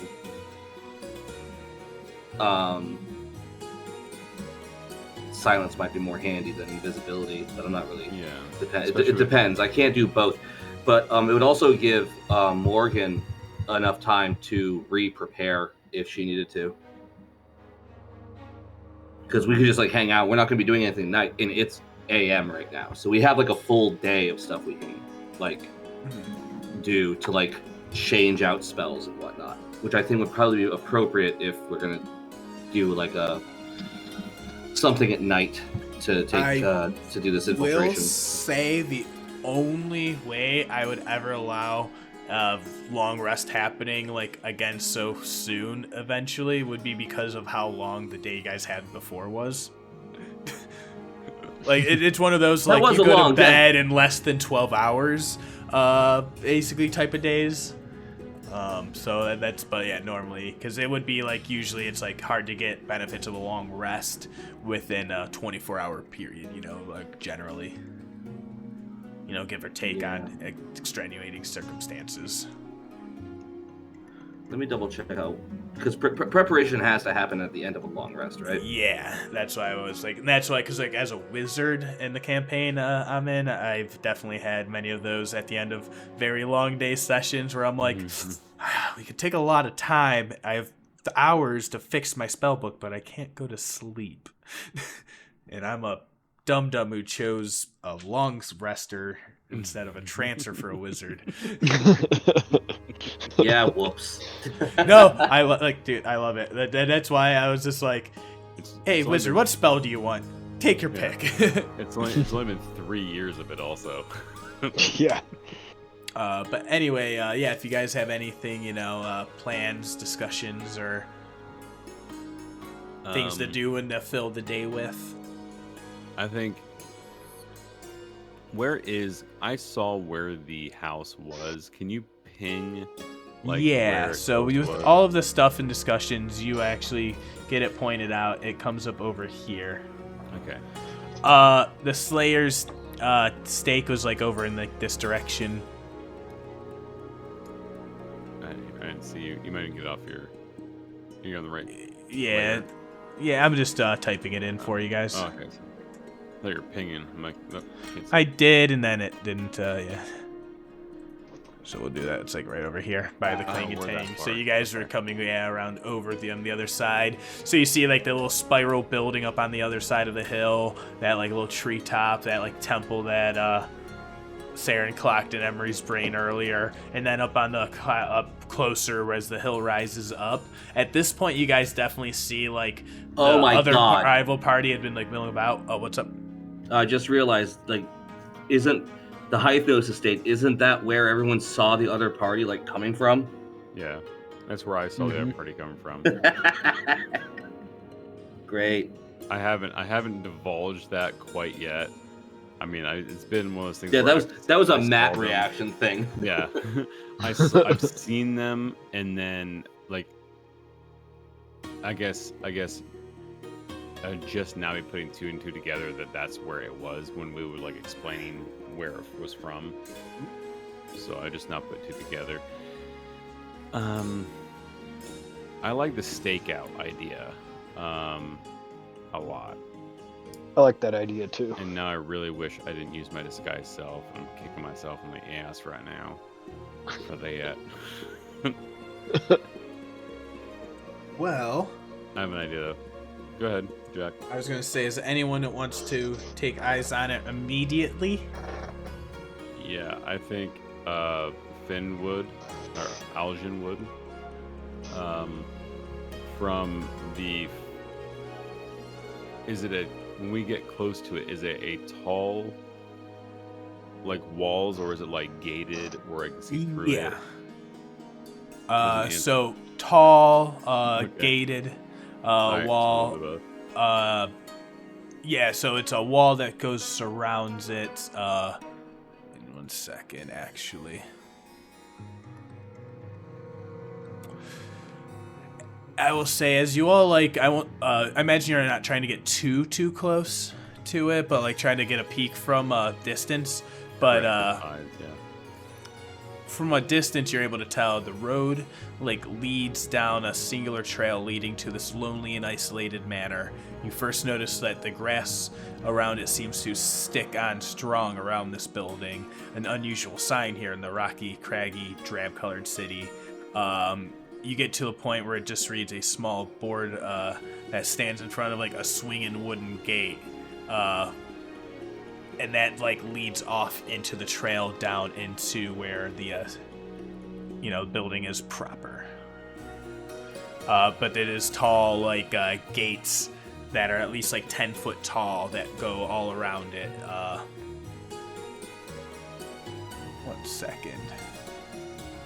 I need to find my thing.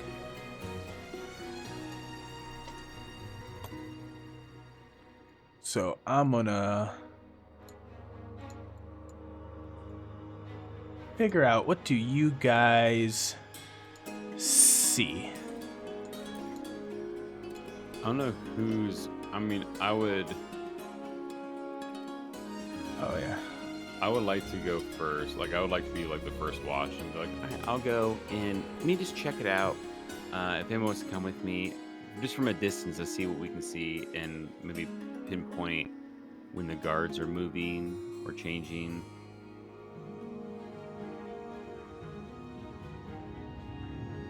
Saeryn, I think, said he was going to write stuff down, so I'll be looking at Morgen. Yeah.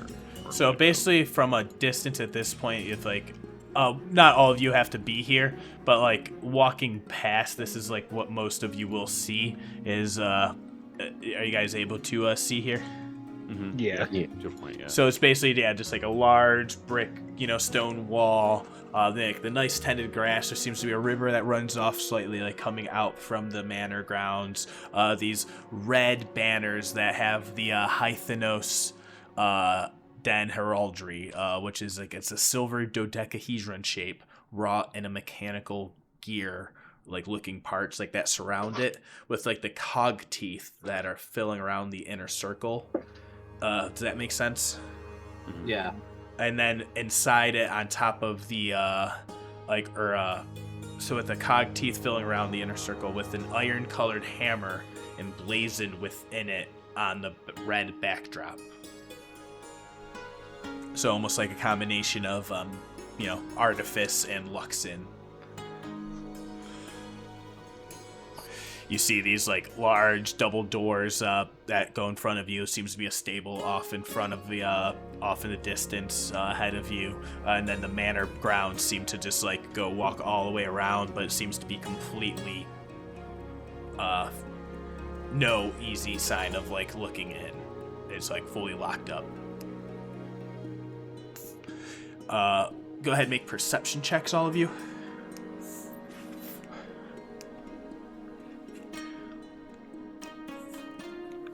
Ooh. Jeez. I'm looking for something. Yeah, I'm you not- are looking very for a particular. person. Very, yeah. Yep, very particular. So the first thing you see the notice is like one. It's the first besides Nana Zoya who had like the tree growing out of her house because she's a fucking hag. There's green, there's river, there's lush, like, and you notice right away like the telltale, you can just like sniff it in the air, that like wet, damp Ashari magic on it. Like that would have given you like almost guaranteed signs if you hadn't known that they were here. But yeah, you definitely see their touch all over. With that, you definitely notice on the four corners.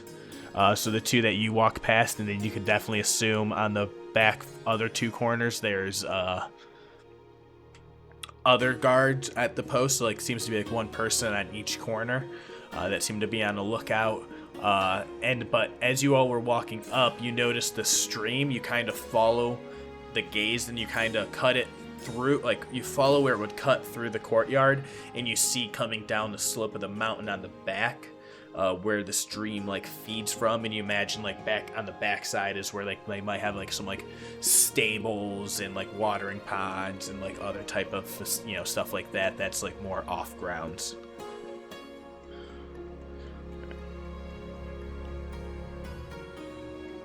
How, if Saren's around, like looking through at everybody, how many people you got that invisibility spell there, Saeryn? How many people can you cast on at a time? Do you know? I mean, reading the spell, can you tell?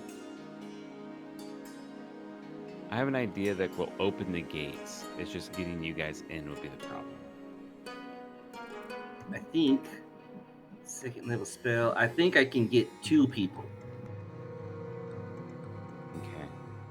Maybe not this instant, like obviously not right now. I have an idea of getting the gates open.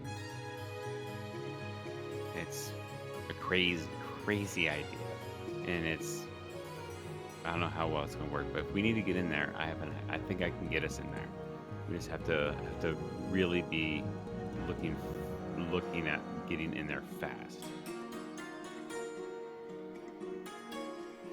Well, I wouldn't really want to be stuck in there for a long time anyway. I guess let's just watch and see what happens, and see if we can find out when guards change and when if their gardener is moving around or when he's away. Yeah, that's no problem. Yeah, so you guys kind of post up. I imagine you kind of move on, kind of look from a distance, not be obvious. All the sneaky things. And you're watching, and you definitely see there is like a somewhat steady rotation. The guards, after like a good half hour to an hour, seem to like rotate around, or like one will go off and do a check and then come back, and then the other corner will go off and do a check. And I guess would be, when is there the least amount of guards would be like the main. Like I would say, because one walk away for how one through. how long are you guys gonna like watch for? I would watch.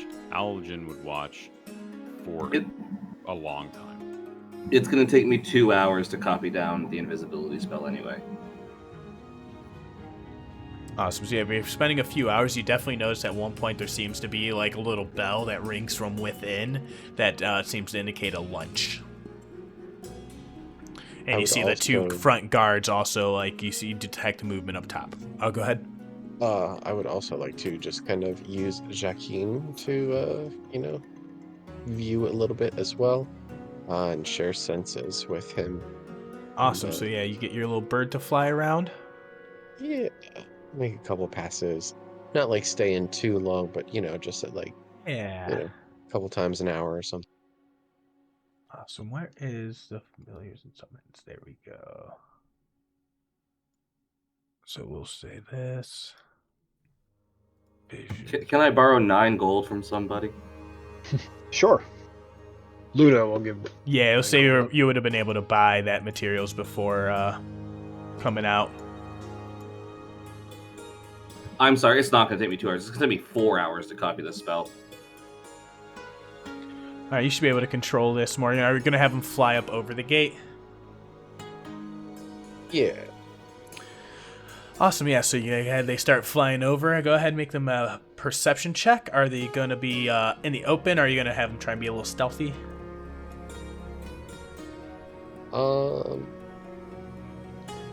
Yeah, I think it'd be like, just acting like normal bird behavior, like maybe try and like get in the garden or something, or just like sit on the rooftop, and then just kind of like, Awesome. Go ahead, give a perception check. Are you able to see through their eyes right now and control them? Yes. Yeah, so do other people see that?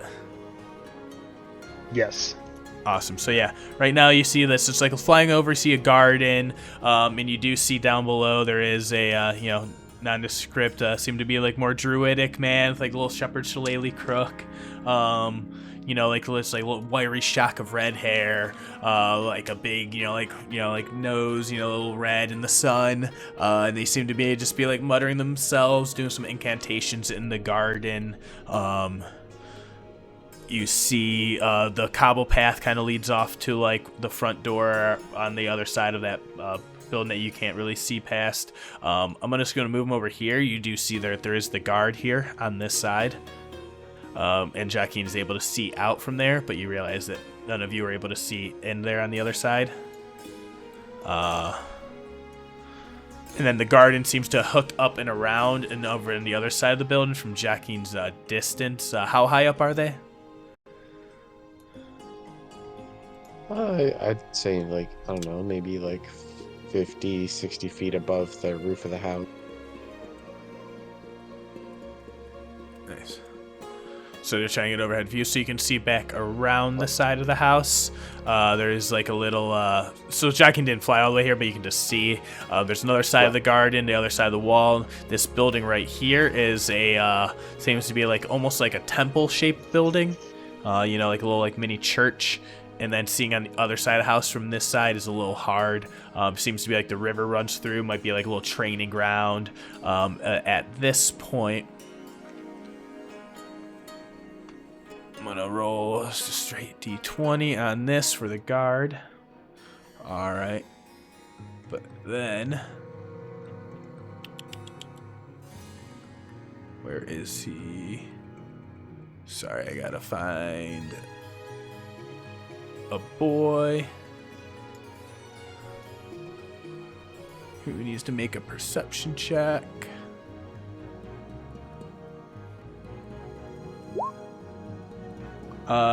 Go ahead, give a stealth roll for Jacqueline.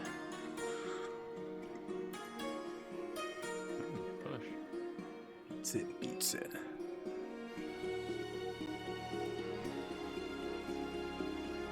All right.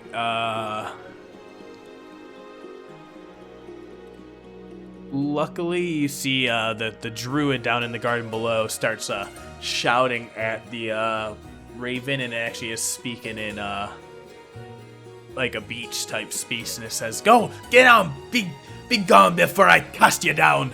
You're not eating my garden." I Go on now, get assume- you, bird, you damn cursed beast. I assume that if I was still sharing senses with Jackie, I'd kind of hear that. I would kind of have him just leave, you know. He's not, yeah. But I wouldn't have him come directly back Yeah. to me. And you, Just fun. as the bird like flies out, you do hear it shouting, and it says, "You damn guards, do your job. You see that bird again, you shoot it down. Don't let it into my garden."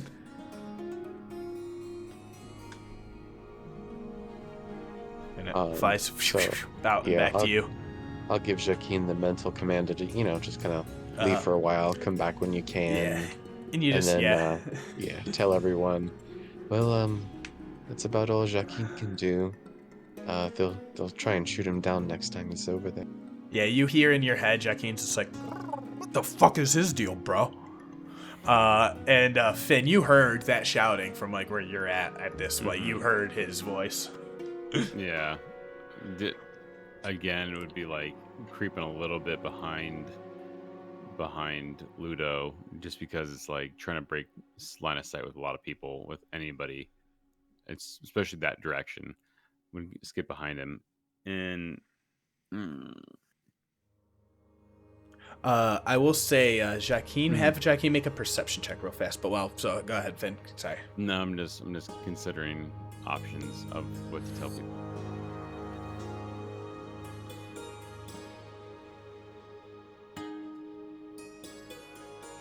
Go ahead. I will point out to Aljin, I can't. I can copy the spell down in my book, but I can't prepare it unless we like take like a nap. Okay, I mean, I can guarantee. I can't guarantee, but I'm pretty sure I can get the doors open. If I get someone's attention, they'll come out after me. I'm pretty sure, but would have to get you guys to sneak in unnoticed, which hopefully would be the invisibility spell maybe you got. But if you can't prepare that yet, I can still cast the scroll, but the scroll's only going to affect one person. Yeah, it'd be best if we could get two or everybody in everybody but me, I guess, in quickly. And maybe have them hopefully, I don't know. I know I can get them out, which would open the doors. All right, well, that's a good first step. And then I can lead at least part of them away. I can lead one person and then maybe a couple guards away, or at least they'll be on this side of the doors. But I wouldn't be able to help you inside. It would be sort of be on your own. It'd be just the three of you. It sounds pretty rough. Yeah. I mean, maybe I can double back around and I might be able to sneak in, but it'll be hard going at it. I think. It doesn't sound like Split's party. Right. It sounds like Saeryn goes in alone. That's the worst kind of party. No, I was hoping you can get at least one other person, so it's 2 and 2. Yeah, it'd be split party. I mean, it would be. I will say, it's just the easiest way to open the gates, unless we want to try to sneak in at night, and then that would be an absolute. That'd be harder. I don't know. Maybe not. Maybe that'd be the easiest way. We'll have to seriously consider. We might have to like plan something like off stream. Yeah. I was gonna say, I do think I do not want to cut off any role playing interactions right here. But I would say we might be getting to a good wind down spot if there is anything anyone does have immediately they wish to have at the moment. I wrote my notes, my idea, so when we play again, I can at least test it out. But I think it'd be a a good spot. lot got put out there today. things got, pushed in a little direction, but whew, boy. If only we knew this before we took a long rest. I know. Damn you, DM. Your wily ways. I mean, there's a lot of things happening around this city. A lot of just so many different parts here, and it's been really fucking fun. I mean, I'm gonna put out there that we were asked to find things that incriminate this party and these people. We don't necessarily have to prove it. We just have to be really persuasive. And with enough that, to get into where we need to be. I mean, technically, all you need is a one-way trip to go anywhere. Yeah, basically. With that, I will say I'll just officially, we'll keep talking about. I'm gonna officially end stream here. This fun episode 14 of the Call of the Netherdeep. Cheesy sign off. Be good people and do fun things with friends. Love y'all.